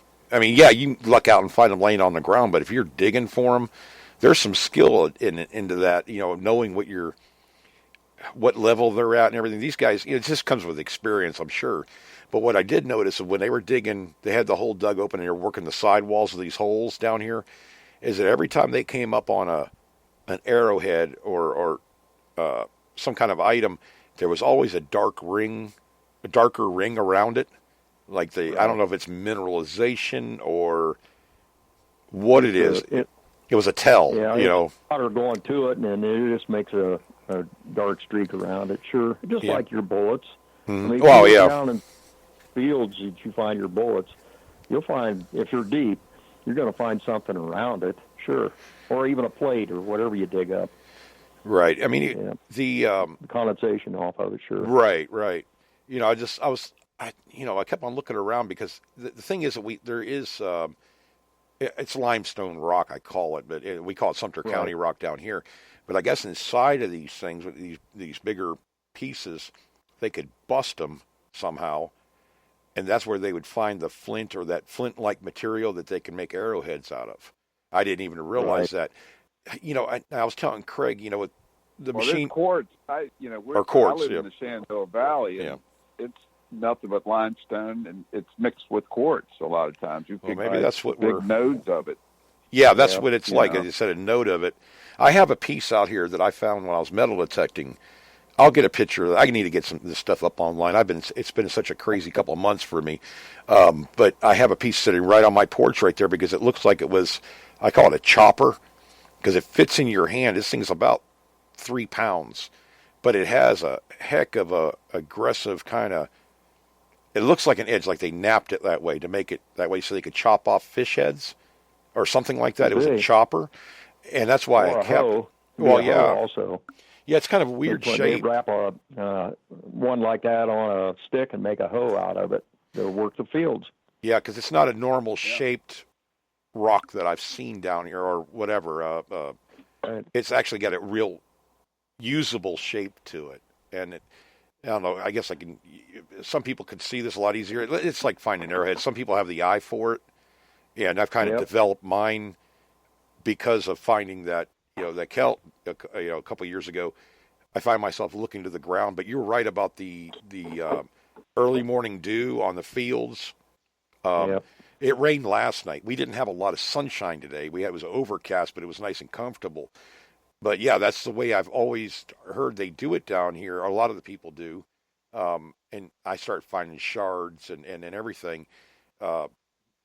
This, even in the place where the guy plowed it, there just wasn't any shards. I didn't find any kind of rock. I just don't think there was anything right there. But of course, it was underwater too. Not that they didn't lose a spear or an arrow or whatever in there or get washed down into it. But I was surprised I didn't find any shards at all. But up on the hill, I found the shard, like where they would have stayed at. So I think I may have found. Well, see what it's just our theory. What they really started was by the creek, and of course they weren't stupid either, and they went on. It depends. They might be on the west side of the creek rather than the east side of the creek, and which way the wind's blowing, because they don't want the deer to smell them. Right. Well, it was definitely on the west side. On the opposite side of wherever the wind always blows. And then they would cut wood or whatever they could, or pick up driftwood and use that for firewood. And once they cut out a section of woods and there wasn't anything left, they just kept moving up the hill. Right. And I have one field that's just exactly that way. There's a lot of axes and hammers down near the creek, but not up the hill. You find more arrowheads. Right. Another thing I've been thinking about too is not only, and I've read this in a lot of history books or seen it in documentaries, that kind of thing, where when the Spanish came here, we'll say 1535 or something, whatever, they had, whether it was good or bad at the time, it was a relationship with the Indians, the local Indians, native Indians of this area, and they talked everything. I always thought it would be a good. If they did have contact, that means that you might find Spanish stuff there as far as metal detecting goes. But they also talk about, I think it was the Timucuan Indians, that the Spanish built this stone, carved stone with the emblem. I think it was the Spanish spear emblem on it, right. and they would have made it out of these rocks. This kind of rock. Some of these boulders get huge. They're just 80,000 pounds, but they have, they're all different shapes and sizes. And I've always been looking for sign on those because we know that it's in the history books that they had these things, but I've never seen one that survived. Well, if you go to Kentucky, and I don't know if they're in Tennessee or not, they may be. There's rocks in the mountains there that many people have looked at for hundreds of years, trying to figure out what the Indians meant when they wrote on them. Right. And we don't know if it was spiritual or they worshipped. They did say in this article, I can't remember where I saw it at. I think it was somewhere on the internet and it was from a reputable site, but they were saying that the Indians actually almost worshipped this particular stone that they put up. I can't remember. It was in Wikipedia or I don't know. It was someplace like that. I'm just surprised that we don't see more of them being found, but it seems like that would stand the test of time for the most part. I mean, it is limestone rock, so I mean, it does degrade. But some of these rocks I found, like the one today, it was just doesn't look right. I mean, it looks like it was something other than just a rock laying on the ground type thing. Yeah. Not to mention. You ever hunt that river up at the Swanee River? No. Along the shores of that? No, but I'm going to start doing the Withlacoochee River, and I know I've hunted near it. I found stuff from the riverboats, which everybody said they didn't think that there was any photographic from back then. I actually found photographs from they were real old photos. They're actually Xeroxed onto. There was a pamphlet a lady put together of the history of Instachata, Florida.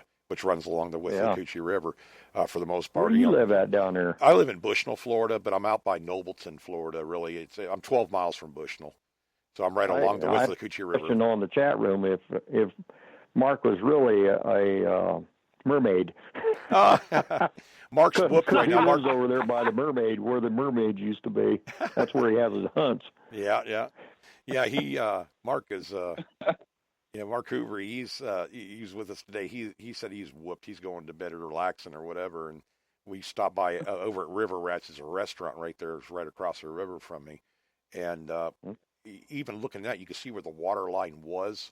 And I was telling them about during when they let the dams loose, that the water went up so high.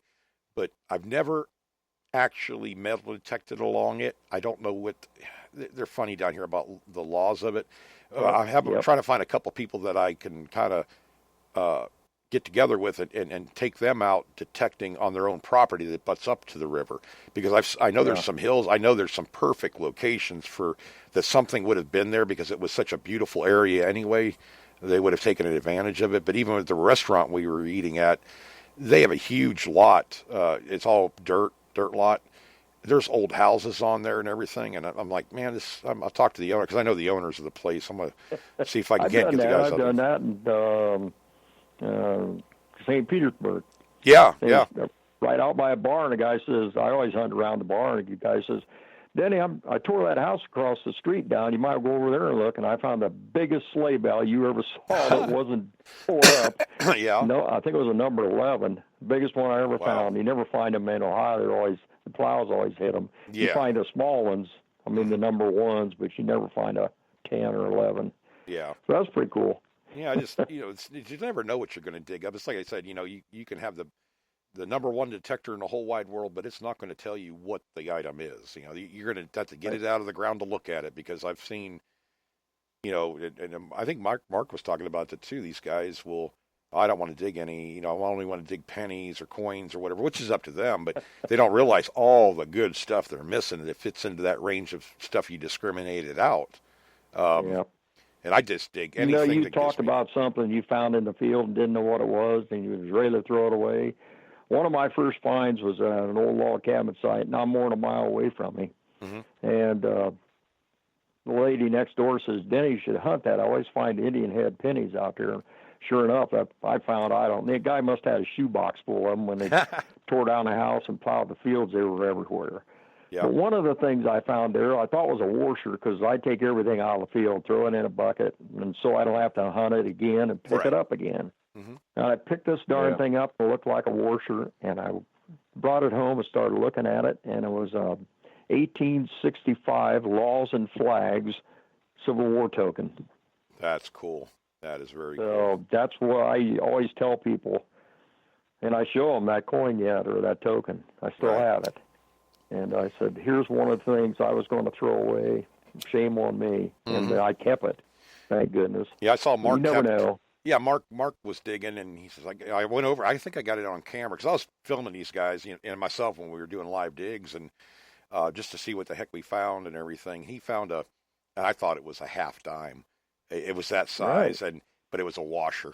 It sucked. I was like, oh, man, that had been so sweet to find something like that. Half dime's not as big as a washer. The half dime is really small. Yeah, this thing was pretty small, but I was joking with him on the camera about it. But it's about that same size, and I've never found a half dime. I mean, there's a lot because I don't live in, I'm sure they're down here, but Ohio, Tennessee, Virginia, where you guys are finding a lot of this stuff. When we find something Civil War era, to me, it's a big deal. I know I have a couple guys that found 3-ringers down here, and Greg Pompano, and I think some of the guys over there, they'll hunt these Boy Scout camps and that kind of thing. They have found buckles down here. You go eagle buckles and stuff like that. Sure. It is here. It's just not as, when you find it, it's a rarity, and enjoy it and treasure it, because it's not stuff you come across down here very often. We're up there. It's even in Ohio, it's probably not as, it's pretty rare anyway. But you find a lot of, how many reals have you found? I'm sure you found colonial stuff anyways. I have 2, I think. And the Mexican real was legal tender in the United States till our early years of coins. So they're around, they're everywhere in the United States. 1856. Around 1856 is when they switched over. Yep. Yeah. So they were legal tender in the town Lima, Ohio. My buddy they dug up a line for his sewer line or something, and he was out metal detecting the hill, and there was a a Mexican real laying right on top. Jeez. You guys kind of reminded me of something. Good, Craig. Mike got an 1820 half real from Mexico in the yard here. Yeah. Yeah, it brought up something. That would be, you probably be, find those more than you would a American silver coin back then. Oh yeah, for sure. Didn't have that many. Yeah. Yeah, I watched a show today, or I've been watching this series. It's on Netflix, but it's about the Civil War. It's like a documentary. I think PBS might have done it. Yeah. My gosh, Danny, I was like, you can read all you want, but the way they did that, my gosh, it just reinforces how vicious the Civil War was. I mean, just what they did on both sides, and the tyranny, and I was just like, every time I watch that thing or I watch a different episode, it floors me how much.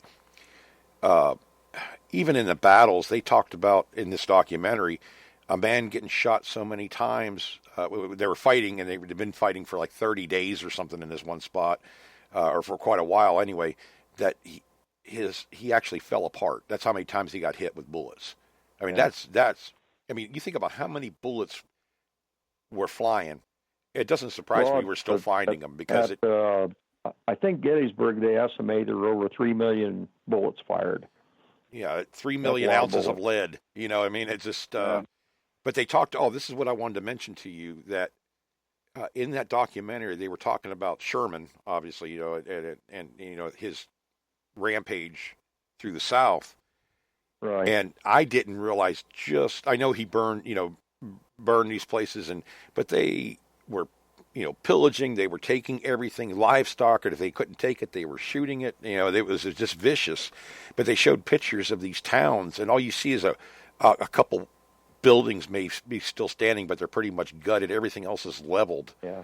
And the people there wanted to make sure they never came back. Well, exactly. It was pure. And the reason, if you read the book on Sherman, or how the March to the Sea. Right. He had so many men with him, and then when he started out with the soldiers, then he started ending up with the black people following them.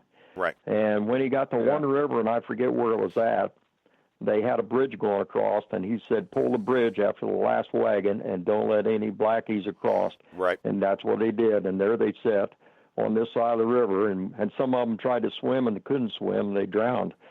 So, but he had thousands following him because they were free. Yep. And he couldn't feed them all. Right. And he was trying to feed his men. The Ohio soldiers were one of the biggest group of men to get hanged. If the Confederates caught them, right, they hang them on the spot. But that's what they were supposed to do, is go out and pilferage for food. Yeah, well, they are also talking about they come across the prison. On both sides they had, and essentially they were trading, exchanging prisoners at one time or whatever, but it went on so long on the North and the South. They're prisoners of war. These people, these guys, I mean, they were talking about one in there was I think 200 and some pounds, and when they found him, he was 98 pounds. Oh, it's almost like the Holocaust and all that went on. I mean, not the same thing, but that kind of. Have you ever been to Andersonville? No. I think they were talking about Andersonville on the show. I've been there. That's actually the POW museum for all POWs, not just Civil War. Right. They actually have a museum there. And, I mean, the Confederates did the same thing to the Union guys. Yeah. Well, and the Union guys were just as bad. I mean, up in New York, New Jersey, they had some of the worst prisons you ever saw in your life. Yeah, they said it was on both sides. Both sides did it because they couldn't feed them. They couldn't, it was in limbo. But when Sherman, I guess, came across some escapees, and it just, the pictures, my God, the pictures hit home. Just how, and even though we imagine it was totally horrible, it was probably 100 times worse than that. living it. It's just one of those things. But what I still didn't get to the question. In these towns, they talked about briefly that when they knew the Yankees were coming, they'd bury everything. They'd bury every coins, whatever was of worth value, throw it in a river, because they didn't want them to have it. And right. But now a lot of these towns have built up, obviously, over the last 150 years. But that doesn't surprise me. That there's probably stuff like Craig's house. It just keeps on giving. There's his property changed hands 125 times during the Civil War. 131. 131. Wow. And plus, it was also a colonial. He must have been in Winchester. Middletown is where he's I'm actually 9 miles from Winchester. Winchester changed hands 31 times. The Union soldiers were in Winchester 31 different times. Yep. But Craig finds a lot of battles. Tons. He just finds tons of stuff there. But all these towns, even in the South, South Carolina is one place that there was a lot more activity, and people are finding some really cool stuff because I guess they didn't think they were going to find that much stuff there. But I know guys that live up there that love it. I mean, they find a lot of Civil War stuff through there. Of course, Alabama and everything, Mississippi, you'll find it. But South Carolina kind of surprised me a little bit more. But they have great soil there. At least in the area I was, it was easy digging. Like sand. South Carolina and North Carolina are known before the Confederates, not before, but during the retreat after they surrendered. That's the way they went home, through South Carolina and North Carolina. That's because they knew they were friendly people there, but we'll take care of them. Yeah. But very few went through Ohio, Kentucky, and in the northern states. Yeah. Because they knew they'd be treated like crap. Oh yeah. And half of them would be hung. So that's true. Yeah, these you hear about the Civil War hospitals and stuff. There's one up near, and I can't remember what they eventually said these homes or whatever they were using as hospitals or whatever, that the pile of legs and arms was 6 foot tall or something like that, or just the incredible they went to the roof. Yeah, I saw pictures of it. It makes you sick. It does. It's just like you can't believe it, and it just floors you. I read an article on like wood.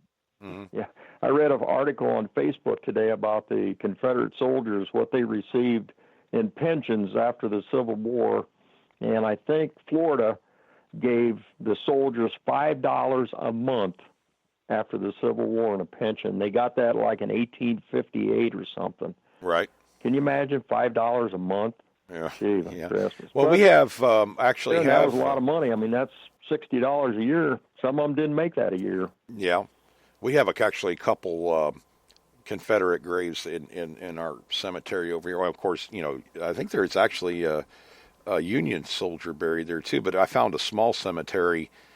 It's real small. I mean, we're talking maybe a dozen or so headstones, but all the way back to the Indian Wars, and that's what they have. They don't have a date on there, but they give their battalion or whatever, however they did their rank and everything on there, and it says veteran of the Indian War.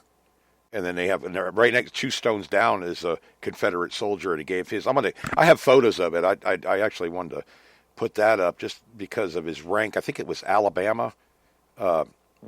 Alabama regiment he belonged to or something. It was just, I don't know. I just never really come across them. I never really looked. If you get up there to Ohio, I'll take you to a Civil War prisoner of war camp up at Lake Erie, which was all officers. Right. And there was actually a private up there, and they think he was an officer's aide, and he's buried at the cemetery, and he's from, I think, Mississippi. Right. I was going to look him up and see if he's any relation to me. Yeah, yeah. Well, I mean, Craig has family that great grandfathers and stuff like that was in our uncles that was in the Civil War. I don't know if both sides, Craig, or just Confederate. Confederate. Yeah, both sides of my family. I lived in Alexandria until I moved up here, and that was the first city that was taken by the Union in May 24th, 1861. Yeah. I lived right. My house was right across from a fort, and the whole top of the hill had. Better come down there and help you, Craig. Soldiers. Craig's. I dug Winchester all the time. I hadn't for Culpeper. Yeah. Well, that was in Alexandria. I live in Middletown now, and okay. I'm right between Strasburg and Winchester, basically, and then I'm like 8 miles from Front Royal. Oh, okay. My side street was the Union Retreat from to Front Royal.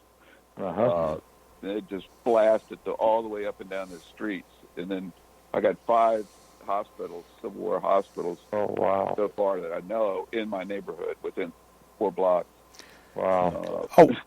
I got a question. They're fixing up they got a cabin like right across the street behind the house, and they're bulldozing that whole thing. Wow. Come down tomorrow. 90s. Yeah, come down tomorrow, Benny.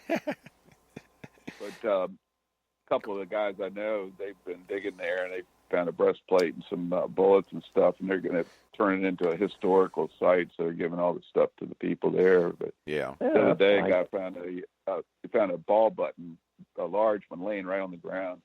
Yep. Denny, it happened. I got another question about arrowhead hunting and stuff like that. Now, this flint and depending on what we're going to call them tips, were made out of, what kind of material they were made out of. Do you think, or do you know, is there any real iron mineralization in that rock or stone that they used that would be noticeable? For a metal detector? No. Yeah, okay. Yeah, that's what I was questioning, because we get this stuff that, and I've had a couple of videos, I call it a mystery signal, where it's like iron that is just get hot rocks. Oh, yeah, hot rocks you get, yeah. But I just wasn't sure, because we have a lot of adjustment room with our machine, and I didn't know if pulse machines, is there any time that you can make that machine pick up voids or like, the Hole effect? You know what I'm talking about? Yeah. I didn't know if we pick up rocks too. You got to remember, a lot of hot rocks are coal that's been burnt, and all you got left is just whatever it's burnt. I forget, but the slag or whatever you call it. Mm-hmm. But it turns into a hot rock. It's coal. It's a cinder. That's what it is, and that's a hot rock. A lot of it, and you find that. And in Virginia, I swear to heaven that they had helicopters during the Civil War, and they dumped millions and millions of square nails in every square inch of Virginia. Yeah. Yeah, I got 50 billion of them in my yard. Yeah. Yep. I mean, I don't know what was going on. Mm-hmm. But, well, Terry Beasley always boxes with bullets, and they all had nails, and if they had huts, it's what we hunt as winter campsites. We don't hunt battlefields. Right. Well, yeah. And every winter campsite, they said from Hansborough Ridge to Brandy Station, they had a sidewalk, a log walk all the way through, so you didn't have to get into the mud. That's 7 miles of sidewalk made out of log, nailed together. It was like a town, that they built. Yeah. They were showing those bridges too. I hunted Stafford County for many years, and after the Battle of Fredericksburg, the Yankee Army retreated across the river and camped in Stafford County and in a part of Fredericksburg the whole rest of the winter. And there was like 110,000, 150,000 troops wintered there. Mm-hmm. And you could walk through the woods and see hut holes, on every ridge just about down there. Yeah, they showed pictures of that in that documentary. It's all been developed now. It's all developed. That documentary I actually hunted a site in Shiloh, and not in the national park, but just south of Shiloh National Park, in the woods. And the time that I hunted there, you could actually get a signal, kick the leaves away, and pick up the relic. Didn't have to dig it. It was laying right there 150 years ago. Yeah. Is that crazy? Oh, yeah. I like the photos that were in that documentary, too, with the hut sites you mentioned. I went up to that DIV in 2015, and they actually showed a picture. Well, I don't know if it was of that ridge, but how they had their hut sites all the way up the side of this hill. And that's where a lot of the guys were. That's Hansborough Ridge. And what happened is this guy gave it to the Civil War Trust. In the meantime, he told him he wanted to log the trees out of there. Mm-hmm. And when he logged the trees, they went through with bulldozers and bulldozed that whole property. All those hut sites are gone. They bulldozed them. Wow. Yeah, And, we know we ran into some. There was one guy at the DIV I went to that actually found a totally intact. yeah, there's a lot of them. Yeah, he found I uniform got a and video everything. I'll put on there of Brandy Rock that they just gave to the Civil War Trust.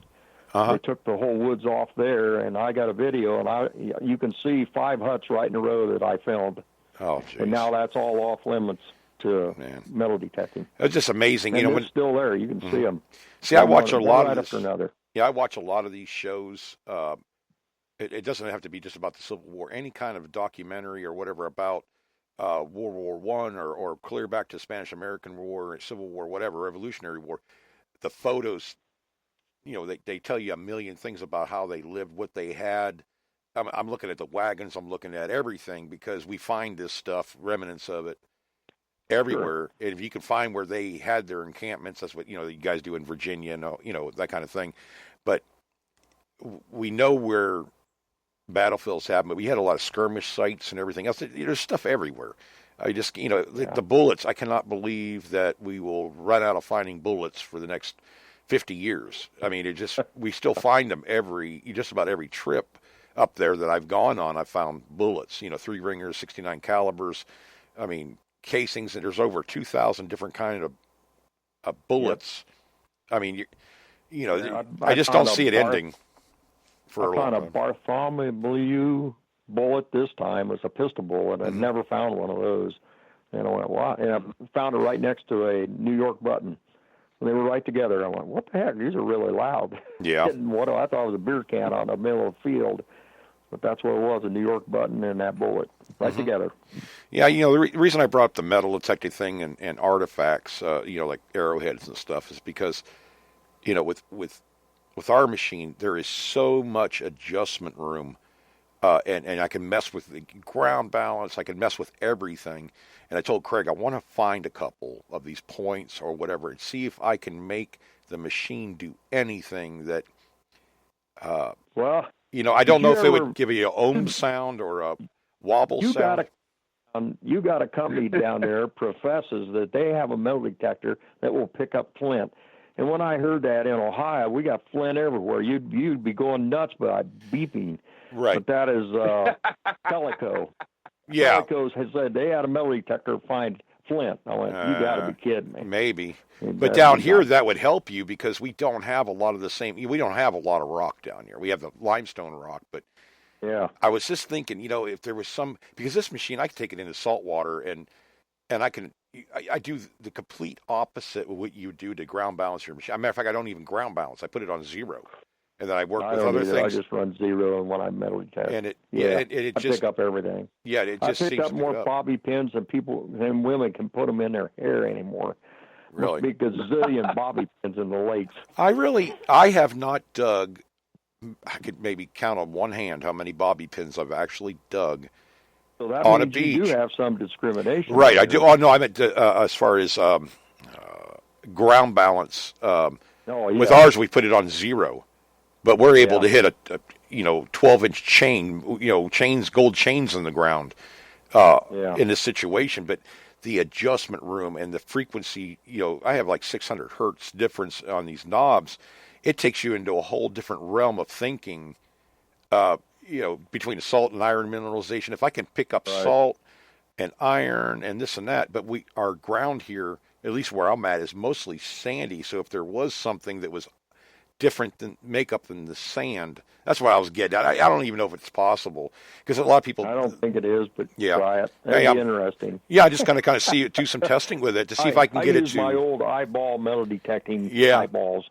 I always figured because we could pick up such small things, and I was thinking even if it didn't make a beep, even if it made like a wobble sound, because this machine can make some strange noises over like burn fire.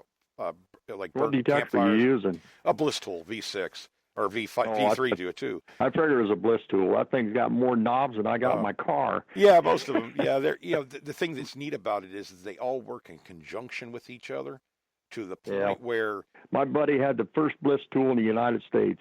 Oh, Tennessee. And we went to Virginia, the Spillman farm, the first time, and he just killed it there with that machine. Brought it back the second time, after all the PI machines had been through there. Mm-hmm. And on the second day, he went home. Yeah. He never found a bullet. He never found anything. It was tough. I was at Culpeper with the V5, I think it was at the time. But, what I found is that even though these guys going over the PI, I was getting them as deep as they were. But, man, at a DV, I think there was 400 people there. And it was they converged onto this hill, and there's so much PI, so many, GPXs and TDIs and stuff like that. I just wondered, were they defeating themselves by being not real close? Is that putting so much signal? And if you've ever run a seated hunt, if you get two metal detectors of the same kind they're going to interfere with each other, and that's exactly what happens with your PI. If you get an ATX out in a field with a GPX, within a mile you can hear that damn thing. What about that Garrett Infinium? Oh my God, that Garrett Infinium, the only metal detector that didn't go. And it isn't even close to that ATX. I'm telling you, that thing will kill you. Well, and these besides guys, that, whoever's carrying it, his arm falls off in a half a day. Yeah, because it's so heavy. Well, we had one guy up there. He was using an ATX. And he saw me and Alex Billy's and his wife, and she was using a V3, I think. He goes, "Hey, my arm's about ready to fall off. Can you show me how to set up this bliss tool?" And I'm like, "Yeah, brother, bring it over." So he brought his V3 over, and I got him set up and everything for the mineralization. And he's like, "Oh my God, this thing is so much lighter." But that ATX it's a stout. I mean, it's made to look stout, anyways. But I heard that you have wheels on that thing to carry it. Yeah. But what I was getting at with you use a dais like I do now at home. I mean, gracious, I can't swing it. I can swing a GPX, but I can't swing that thing. Yeah. And if you hit it, if you put like a GPX, if you put your box back far enough, you can counterbalance the darn thing. Yeah, a lot of people have the coil too far out, and it doesn't counterbalance itself. And they wear themselves out. Just shorten it up. You don't need it out there half a mile.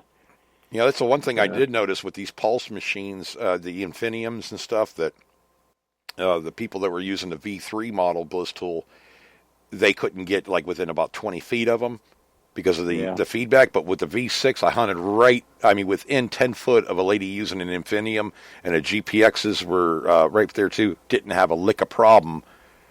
With the V6, because I could adjust the frequency out, and it just knocks it. I was hunting underneath the high-powered wires where a lot of the guys were having problems with the GPXs. But my GPX is all you got to do is put it in. Somebody this time said, "I need a anti-interference coil." And I said, "I've got one, but I don't use it." He said, "Why not?" I said, "I just put it in cancel. You're going to lose a little bit of depth, but you're still going to find three ringers. And I can stand right underneath a power line or even electric fence. Electric fence will just drive you nuts with a PI unless you put it in cancel mode. Right. Yeah, it's like with ours, we can hunt, but if I get within about 50 feet of the transformer that's throwing the power, I don't think any metal detector is going to deal with it, but I can hunt right underneath power electric fences with it, as long as I'm far enough away from that transformer thing. Right. But with that ways, all those machines, if you figure out how to use them. Yeah. I had a question for you on the PI side of this. When we've talked about this on the VLF side, but and when I was up at Culpeper, it was like, God, there was so many guys with GPXs. And obviously, more than half of them know how to run them. Other ones just bought them, so they're out of the loop as far as running them. But with that much pulse, the frequency, whatever, the pulse going into the ground, and you're looking at a field with 100 guys with these machines, what kind of effect do you expect out of a PI side of it? Is it going to be similar to the VLF? In your opinion? I think it would be really bad because those machines are powerful. The trouble with a lot of these guys, they read, there's one fella, and he runs a garbage can lid. That's what I call it. I know, they're big. And he's looking for huts. He's looking for barrel bands. And that's why he runs his gain sky high. Mm-hmm.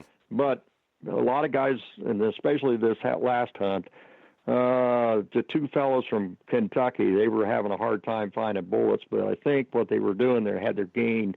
They were talking about something else, not even their gain. Their gain was too high. Yeah. Run a high. I run my gain in fields that are really hot, around 4 or 5, sometimes 3. I know two guys from Tennessee don't even have gain. They got a GP, and they kill you because they don't even run gain. But the gain, if you run a high gain, you'll blank out a bullet at 8 to 12 inches, maybe 2 feet. Mm-hmm. You'll pick up pistol bullets, but you won't pick up any 3-ringers or 69s or plate that's halfway up to around 12 inches. You won't pick it up. Okay, yeah, because I know we were digging Sharps bullets a lot at the one. I can't remember which. I can tell you were. That would have been. You'd have been fine with that. Yeah. Oh, yeah. I was hitting them at like 11 inches with the bliss tool, and sure. I know the other guys were hitting them at the same depth. But the funny thing is that I watch them dig, right, and the next day I'll go out in the same kind of spot and I'll see a dig hole. They filled it in and everything, but right within about 5 inches from that hole, I find a bullet. And it's because when they stood up, they filled the hole in, and they took one step forward and started detecting. And they missed that spot. So I just went everywhere they found bullet. I was just kind of going through there, and I was picking stuff. And, the best thing I do, especially when I wait till they go in there, and then I go back through, I got a little 10 by 5 or 5 by 10 coil. Looks like a football. And putting that on my GPX, and you can go in between everything there and pull out bullet after bullet. Right. Triangles, J-hooks, all those things that if they've got a bigger coil, they're going to miss them. And a lot of guys, I love the guys that say, I don't need a pinpointer. I'm old school. I can find everything that you can find. Well, I love these guys that dig these holes because I go around and check all the holes because 9 times out of 10 or 5 times out of 10, you're going to find something that they left behind. Exactly. If they couldn't find, they just filled in the hole, or they didn't fill it in at all, or they left a damn nail laying top and they just went on because they thought it was a nail. Right. They didn't pick it up and take it with them because, we'll never go back to Coles Hill. We've been to Coles Hill 9 times. Come on. Yeah. Why would you want to keep digging this stuff? Take it out with you. Yeah, that's what, I think that's where I was at, is Coles Hill. Yep. And, I found stuff. It was tough. I mean, in fact, Alex Billy's found a half dime and buttons and bullets too. He's using a TDI. You hunted there, that was the first time we ever hunted that one area.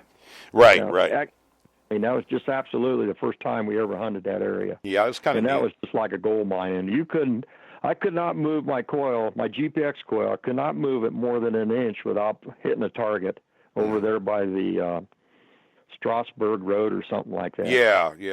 It was just target after target. It was crazy.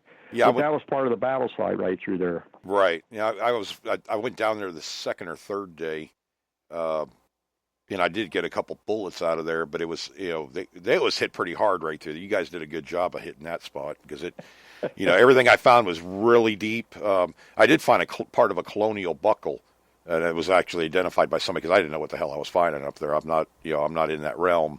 But that was kind of neat. It was right next to a hole, and I think too, without using a pinpointer, they find the target. They think they found the target, so they pick. Oh, I got a bullet. Great, put it in their fine bag, fill the hole in it. The hole again. Exactly. Just put it in and walk on. Yep.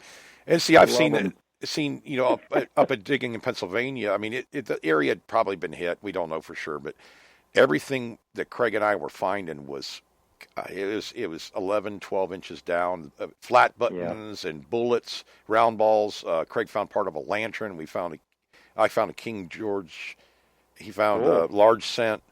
All this stuff. But see, there wasn't a lot of people finding stuff. But it also deals with the way that they're number one using their machine. Even in Culpeper, I talked to a couple of guys that come over and talk to me. And there was 3 of them. He said, "Oh yeah, we just got our GPXs last week. Man, we're ready to go."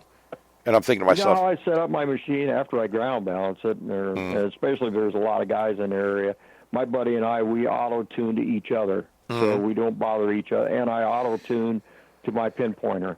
That way, every time I kneel down to pinpoint something, it's not going off of my coil. And right. That's true with any machine. If you ground balance your machine to your pinpointer, you'll eliminate that. Right. Which a lot of guys don't know. And another thing, when I get done with all that stuff, I put it in manual tune. Why do I do that? Because some yahoo comes along, just got the machine. He's got the gain turned sky high to 15 or 20. Not finding much. Swinging like he's weed whipping. Yep. But when he goes by, he just tears you up. And if you got it in manual tune, you can turn the switch 2 or 3 times either way and eliminate him. Yep. That easy. They don't know that. I had a guy come up on me one time, and I don't know where I was hunting at. And he said, your machine's bothering me. And I said, you walked up on me, dumbbell. I didn't walk up on you. I hate that when they come up on you. Get out of here. I had a guy do that in Coles Hill, and we were working the corn stubble by the main road. Yeah. Coming in. Right. We were working up the hill. Matter of fact, I don't know if you were there or not. It was a couple guys there. I was there. We're working up the hill. Yeah, and did you see that guy that walked right within about 20 foot of us, crossways, and he's digging targets in front of all of us. I'm like, etiquette, dude, etiquette, man, get out of my way. You just took my only find I was going to make up here. Well, it's like, I know a lot of people don't like Bill Ladd, but Bill Ladd and I used to hunt a lot together in Virginia, and Bill would say, watch this, Dan, and he would hunt with, what's the other guy's name he'd always hunt with? Howard Hewitt. Howard Hewitt. Yep. And he says, now watch this, Howard. And he'll start yelling and screaming, hey, Howard, look what I found. Wow, this is something. There'd be like 20 guys running over there that start hunting right around. What'd you find? Oh, I got this square nail. I think we did that at Culpeper and Coles Hill, too. I said, watch this. And you pick up, oh, yeah. And I'm kind of shaking my arms around and stuff like that. 20 minutes later, there's 50 guys up there trying to find something. I was being mean. Well, you got to play jokes. You got to play jokes, We call them backfeeders. Yeah. Well, it happened to Craig and Rusty Fawcett. Craig found a King George, and then Rusty found a large scent, or vice versa. He found a King George, and then I found a seeded half. Seeded half, that's right. But I can't remember what you guys say. They were tag-alongers or something. We all came in there and just infiltrated them. Backfeeders, yeah, we were backfeeding them. Yeah, there you go. I get that on the beach too. I see. I mean, on the other side of the house, they were finding Mercury dimes and walking liberties, and we're finding all the good stuff on the other side. Yeah, I do it on the beach. Me and Mike do that all the time. I didn't know where to go, and they were all finding. There's so many people on that one side of the house. I thought, I'm not going to go in there. Too many people already. Right. So I just hunt the other side of the house, and all I could find was 9 pieces of junk in a row, and then Rusty finds this. It was King George II, 1744, and he'd never found a large scent even before. Yeah, he was tearing it up. I went back over and I swung my blitz tool like twice, and I got a signal, and I dug down about 8 or 9 inches and popped this, 1853 $50 out of the ground. Blows my mind. You see him on the. Everybody's all over the place. I got a question. You've dug large scents. One of the dates that I dig the most is 1848. I mean, they must have made a gazillion of those things. It just seems like here in Ohio, that's just what I dig. 1848 large scents. I like them, but yeah, after you have 100 of them, you don't need too many more. Now I got a lot of them, and I've got a coffee jar. You remember the old instant coffee jars, the tall ones? Senko, I've got one of those clear full of Indian head pennies in my safe that I can't find the combination for them. They're in there. I can help you out with that. I can help you out. There's a blowtorch, sledgehammer, Yeah, there you go. Yeah, I found, I actually have a Crown Royal bag full of wheat pennies. I find a lot of wheat pennies. Then I'll get into the Indian heads and the barber dimes. I don't find very many Mercuries, but it's funny. We get V nickels is another thing. I dig V nickels probably 2 or 3 a year. Most people don't find them, number one, or they find them and they're totally toasted. And, well, the first thing guys do, especially new guys, I'm going to take that in the house and wash it. A V-nickel is the worst thing in the world you can wash, along with some wheat pennies or Indian heads. Yeah, we talk about that a lot. They just turn to crap. If they're green, I leave them alone. Craig and I've gotten to the point where we brush them off. They're not worth anything. I don't care if it's the rarest one you ever found. If it's green, it's been in the ground. It's worth very little, period. The collector is going to buy it. They're not going to buy it. Right. It's going to be one of us that's buying, another relic. It's like a lot of the silver collectors don't want, because it's got those micro scratches on it. Yeah. You can't hardly see, but they can. Well, you guys got a good point about that, though. For the history and the fun. It's right. I do it for the history and the fun.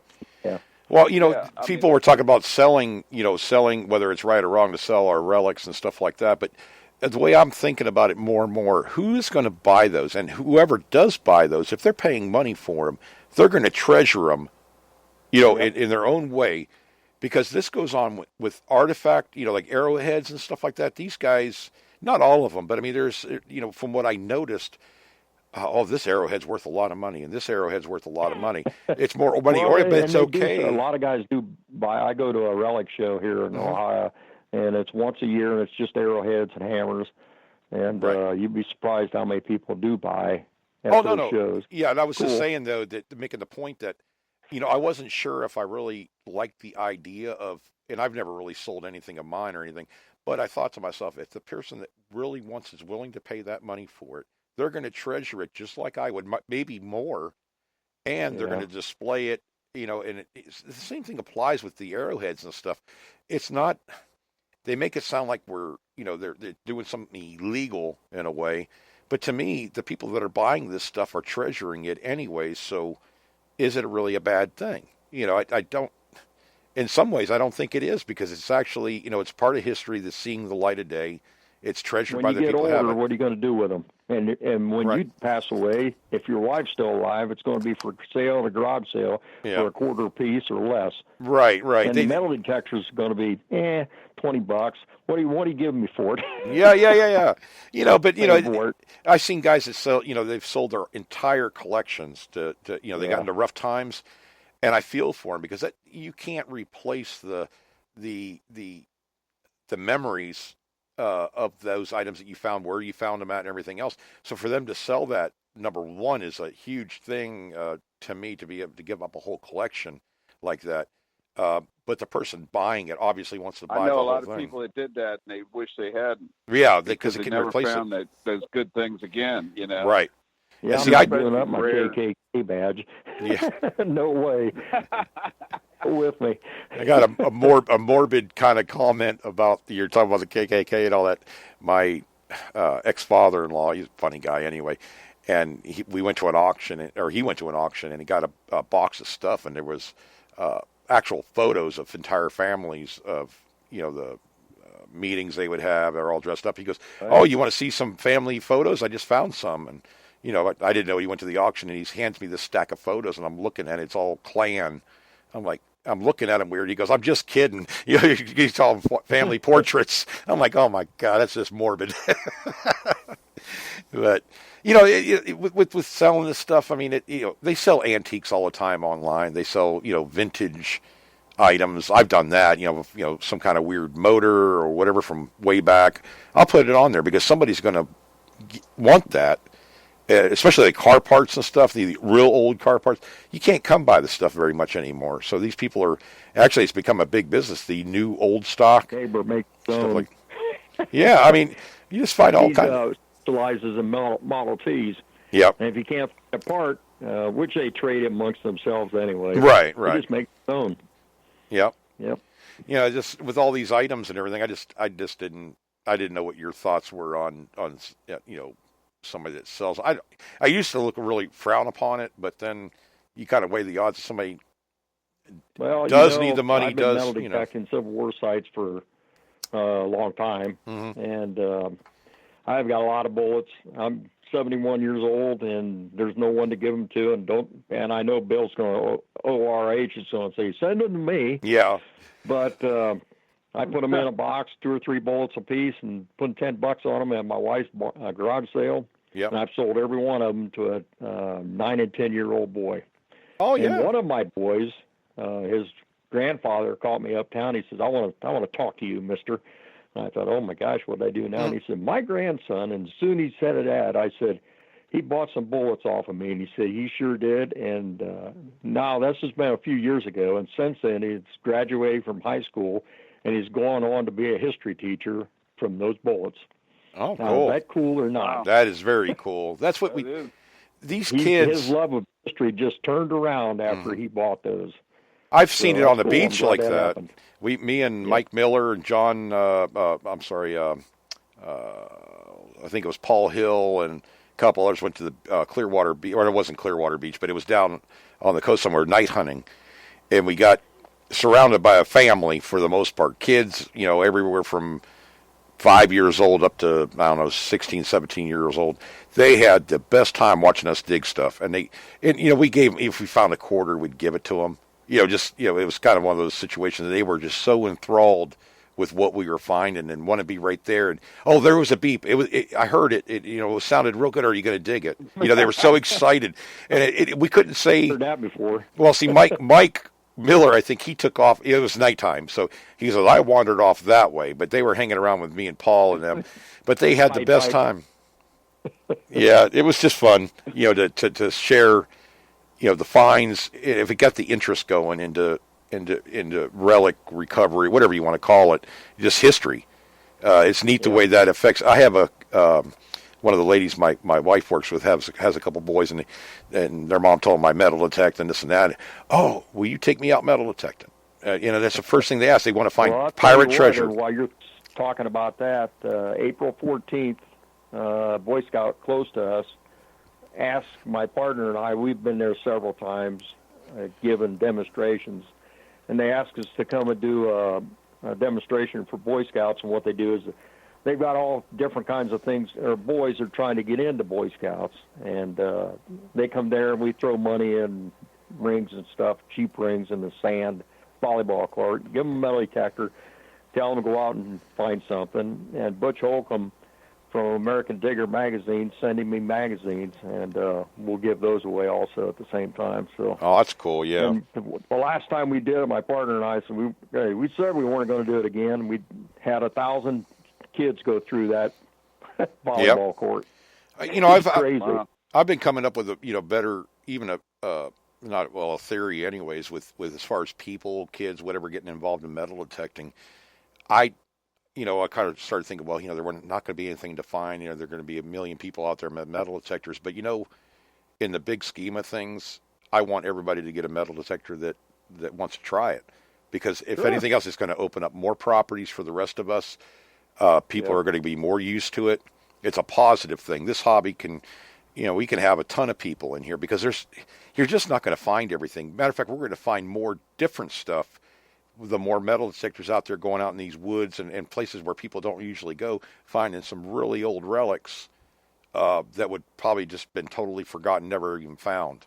So as far as the hobby goes, it doesn't really matter. And when you get together, man, these hunts that we go on, whether it's DIV or CWPPO or whatever, it's nice to go in there and actually meet people because we see them on the internet. We talk on the internet. We do this and that. But, I talk about it sometimes that Craig and I had been in business and been friends for, Craig, 2.5 years before we actually met face to face. And we had a blast, man. It was nice to meet somebody that you'd been talking to. You don't realize it. You make a lot of friends on the internet. It used to be said that you can't make a friend on the internet. But you know what? Too many of us have gone on hunts together, met up because of metal detecting. It's really introduced me to a lot of cool people. It was funny. When I was at the Pennsylvania hunt and in the CWPPO 2, I'd be out, hunting, and people would come up to me. Oh, I've seen you on YouTube, and stuff like this that. Is kind of neat. Oh yeah, I've watched your channel too. Well, that's where I met you, Denny. I think it was at the CWPPO 2, wasn't it? That we met. You were, or no, it was Culpeper. One of the two we met up. I can't remember, man. I know I met you one time or another, but it's like we knew each other already. Bill Marsh put on here. Heads up, going to have to lay down my detecting hobby for 2 years, folks. Got other hobbies taking my priorities. And he said, early April Fool's joke. Yeah, no kid.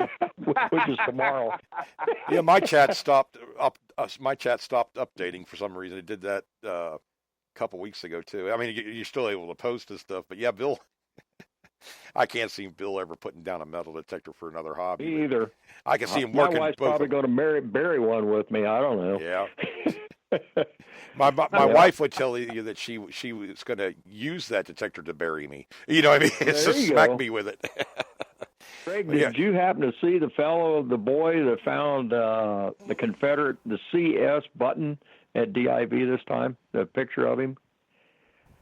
No, I didn't see that. No, I haven't. He was I think he might be 16 or 17 years old. Is only his second time he ever metal detected, and he found a flat button, one of the rarest CS flat buttons. It came, and they think maybe it came from a Confederate soldier. Of course, it has CS on it, not CSA. It has an eagle on it with stars all the way around it, and has CS on the shield. That has to be an officer, isn't it? And it's an officer's button. Yeah. And I'm trying to think of the officer they said it would have been. It was a cavalry officer that was there, and I can't think of who that would have been. No, I can't either. But that's rare, definitely. I knew that was rare. Shoot. Very rare. One they valued it out at over $1,000. Yeah, actually. It's funny. These items that we find that I talk about that Our Colored Heroes medal I found from World War I, the end of World War I. Only 75 known to exist, 5 photos known to exist, and mine was one of them. I found it down here in Florida. And, they said, if it was a coin, it'd be worth $10,000. To me, if there's only 75 known to exist, it was great shape. The only thing it didn't have was the ribbon, obviously, because it'd been in the ground. But, a museum, I'm going to say a museum, it was a guy I think it was in New Mexico or Arizona, wanted it, and he ended up paying me for it. I didn't really want to, that's one of the few things I have sold, but it wasn't about that. It was about, he had 2 more of them, and he had them displayed, and he wanted to display that one too. So I'll give it to you. I got photos of it and everything. If you're going to make good, display it and all that stuff, that's cool. I think that's a good home for it. And then he ended up sending me a check and everything. And I'm like, you didn't have to pay me for it. But to find something like that button you're talking about, it's just so rare. You'll probably never dig another one. And it's a good feeling. You get a photo of it, get a video of it. And that's why anymore when I go to somebody's house, I'm going to detect their home or whatever, their property, and they want something. I had a guy do it to me. He never held a Seminole Indian bullet, and he always wanted when I was hunting his 10-acre property. I ended up finding one, and I gave it to him. And this guy's old enough where he can't get around anymore. Nothing. He was just elated with that. And then I had in my pocket, I was going to give him a 69 caliber that I found up in Tennessee, just to give it to him so he had one. That made that guy's day. He talked about that for 3 weeks after it. Every time I kind of called him, oh man, I displayed them on my shelf right here. They're in their own little cases and everything. It's just a good feeling when you can bring some joy of some kind to somebody's life, and kids or whoever, they show an interest in the hobby, even though they don't realize it's it's because of the relics. When I get to it next week, they did an article about my metal detecting on our local newspaper this week. I went, and I told my wife, she said, I don't know why you did that. And I said, well, it's a newspaper. Nobody reads that little newspaper anyway. Everybody in town has seen it. That's cool. Said, holy cow, how many people read this thing? Yeah. It's something, we see these articles. Well, we have one going on now. I posted it up to the Hardcore Metal Technique Facebook page about them finding that old ship down here on the coast, the West Coast, and they're excavating. But it just sparks everybody's interest, or a lot of people's interest about buried treasure. I mean, it's like the ultimate adventure to go on. All these I call them the little treasures beneath my feet. And this treasure adventure thing. I love traveling to meet up with people to hunt. Like Mike and Mark come over this way, but you learn so much from each other, you don't even realize it. The way they hunt, the way they dig, the way, everybody's kind of learning more about the hobby just from each other. And that's why I invited them out anyways, because if I'm going to try this arrowhead hunting thing, I'm not the smartest guy when it comes to this. So I'm going to bring in, even though they don't have any experience either, between the 3 of us, I know we can figure this thing out. It's not rocket science. We just got to figure out the right way to do it. But we also can incorporate the way we excavate targets or the thoughts we have on sight reading to apply to this arrowhead hunting too. It's a different way, but they're all relics. It's all history. It's just older, obviously. But I just think it would be, the whole thing of finding these Indian artifacts and stuff like that just really interests me. But then I started thinking about the rock hounders. There's a whole other group They're looking for, different kinds of rocks and everything else. And then you got the gold prospectors. We're all looking for treasure anyway. Treasure and fossil relics. hunters. Yeah, fossil hunters. Yeah. I want to find fossils. That's one thing I've never found. I want to find I a lot of them in Ohio. I want to find big That's the way the glaciers megalodon went teeth. to Lake Erie. Lots of fossils. Yeah, I found one on our football field. A big one. I love the megalodon teeth. Those things are wicked. And some of these ones, they're the big ones. I think they said $10,000 for these things, but it's a piece of real old history. You know what I mean? It's just, you find them in the weirdest places, I guess, mostly old riverbeds and stuff like that. I'm sure you find them in Texas too, I would think. Do you find a lot of fossils and that kind of thing in those riverbeds, washes? They got to be everywhere. They're just deep in the ground, and in some places they're not. About Craig, Bill, Ohio relic hunter said, "Look in the mirror, Craig." Oh God, man! Oh yeah, Bill's on a roll. He's on a roll, buddy. Yeah. Oh, he deleted it, or somebody did. Not me. I didn't touch it, Bill. It wasn't me. I'll be 65. I'll be officially an old fart in 6 days. So I tell you, you're just a kid, buddy. I didn't hurt as much That's as what I everybody usually did. says when they're in their 70s. You got that right. I was telling Craig about before the show, or during the first part of the show, that when I was up at the CWPPO, I mean, Craig saw me. My knees were shot. I couldn't barely walk after the first day. Slept overnight, and I was fine. I went out there and hunted the next day, a little sore, but. Since then, I dropped some weight and everything, but I've been taking this glucosamine sulfate. It's actually made out of, instead of being bovine, it's made out of shellfish, like, shrimp and all that. It works better. It works 100% better. My knees, I was out there today, man. I was trekking all through everything, and really my back was hurting. Some of that, because I'm bone to bone on my left knee. Yeah, both of my knees are totally. I had ACL rips in football and everything else in high school, and so I got that damage in there. But getting down, up and down off the ground, I mean, it was really difficult for me for a while. That's why I always had a long-handled shovel and stuff like that. But this glucosamine is made by Puritan Pride. And I don't make any money on anything like that. I'm just telling you guys good information. Check them out. Check out their website, because this stuff, this glucosamine sulfate, it works within about a month of taking this thing twice a day. I mean, I noticed 100% difference in the pain level. I mean, mine gets so bad. Craig seen me where I almost couldn't walk. And that's, a lot of it, too, is because at the time, I was 320 pounds. I was worried that second day you weren't even going to be able to hunt. Oh, God, man. I went out. Ohio. Jeez, I was hurting bad. But, now I don't. I don't hurt near as bad. I went up to that hunt up in the CWPPO hunt, and we were on those hills in a hard ground. I really didn't have any problem at all. I mean, just from generally walking, but everybody did.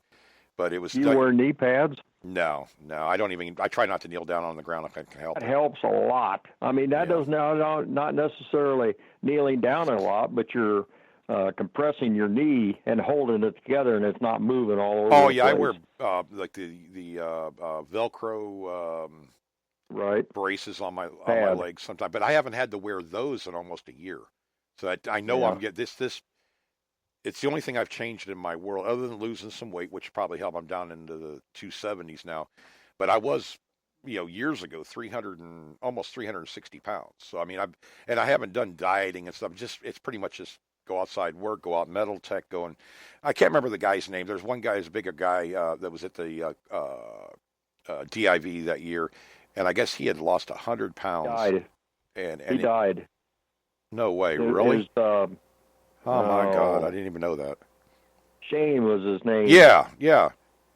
He passed away. Oh, my God. Oh, he did? I didn't know that. God, he was a nice guy. He went in for an operation, and something went wrong, and he died right there. God, Yeah. man. I hate to hear that. He wasn't that old either. He was probably, it wasn't even my No, he wasn't age. very old at all. God, that's a shame. He had lost over 100 pounds, and he was out there digging, man. That guy would, he could just stay out lay there. Down to dig. Yep. Yeah, but man, the heart, man, he loved metal detecting. I'm glad. I didn't even know that. I feel bad now about.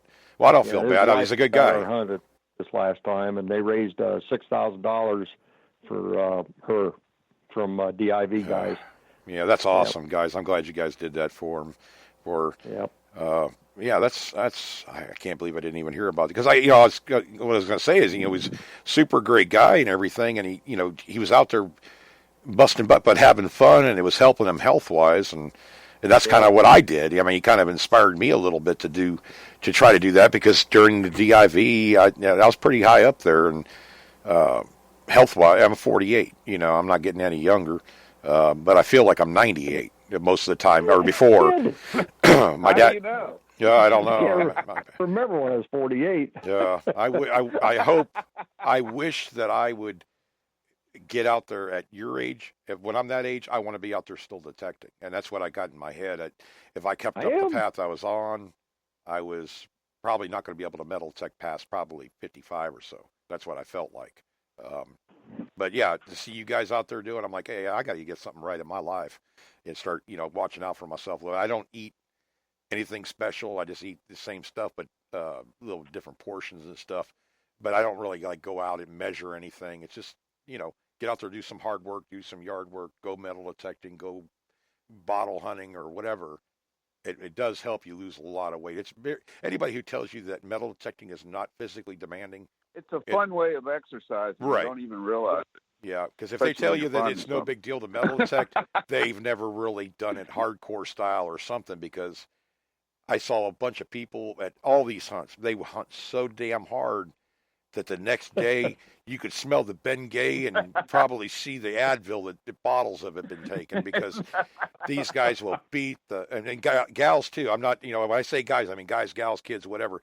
They beat their butts up doing it at the CWPPO too. Kids were laying down on the ground sleeping by the second day, the afternoon of the second day. They were exhausted just to put that kind of physical exercise, but have fun doing it. I mean, it's a great hobby to get into to lose weight. I tell you, there's been a lot of people I've seen that have dropped a lot of weight by doing it, and got out there in the fresh air and got more active, and it's a good positive thing. Well, guys, so. I gotta head out of here. I gotta make a bunny card for my wife tomorrow. Yeah. And if I don't do that, I won't even be able to talk to you the next time. Well, have a happy Easter. Yeah. It's almost 10:30. I know, 2.5 hours. It's been great talking to you guys, and I got to get going. So, great show. All right, Danny. Yeah, well, you made it good. Yeah, you made it good, Yep. brother. Thanks for calling. You're welcome. Good night, guys. All right, have a happy Easter. All right, there. you have a good one. All right. Yeah, guys, Craig, I didn't even realize until he said it. I looked at the clock. It's almost 10:30. 2.5 hour show. I thought it was. We were having too much fun talking. I thought it was like 9:30 right now. So that's awesome. But Denny, no, he's. Yeah, I was shocked when I looked at my watch. Gosh. Yeah. That was fun. Well, time goes very fast when you're having fun. Oh yeah. I'm actually heading down to Mom's house tomorrow morning. Pauline's got something else she's got to take care of over here, so we're gonna, me and my mom are gonna spend Easter down there, and she's making some home cooking, so I'll be happy about that. But everybody out there, have a happy Easter. Hope you guys get to spend it with your families and stuff. Make that extra text message or Facebook message to your family. If you can't be together or whatever, just let them know you're thinking about them. And I hope everybody has a safe Easter out there. Be careful out there. And Craig, we're going to wrap this thing up, brother, because Yep. I think I need to go to bed. I got to get up early again. I went out detecting and all that today on 5 hours of sleep in 2 days because of all the other activities I got going on. So yeah, I'm exhausted. I got to get up in the morning and head down to Tampa. So we're going to sign off for tonight. Guys, thanks for listening to the show and commenting. Be sure to like and follow and tell a friend about us too, because, we pretty much don't advertise. We put it up on some Facebook pages just to let you guys know. And if you have a friend that might be interested, tell them to listen to the shows. There's like 4 or 5 metal detecting shows on Spreaker, All Metal Mode, Relic Radio. You got Beyond Sight and Sound, American Diggers, Relic Roundup on Monday nights, and History Seekers I think History Seekers is still up on Tuesday nights. So there's a lot of choices as far as format and everything else y'all want, plus all the other channels that are on there. I'm calling them channels. Every topic you can think of, for the most part, they have on Spreaker. A lot of based, kind of radio shows, radio podcasts. So be sure to check them out. Thanks for listening. We're on every Thursday and Saturday night at 8 p.m. Eastern Time. And our shows don't really have a format. We kind of go with the flow, and, whatever topics come up, they do. You're welcome to call in anytime and start up a topic, or even message me if you would like to be a guest on or know somebody you'd like to be like to hear on the show. I'll try to get in contact with them. But feel free to message me or Craig. We're more than happy to get you on the show if you're promoting, I don't know, a hunt that you're putting on or whatever. It doesn't matter. We'll kind of talk about it. But thanks, y'all. Have a happy Easter, and we'll talk to you on Thursday night. And Craig, have a good night, brother. All right. All right. Catch y'all later. Keep digging.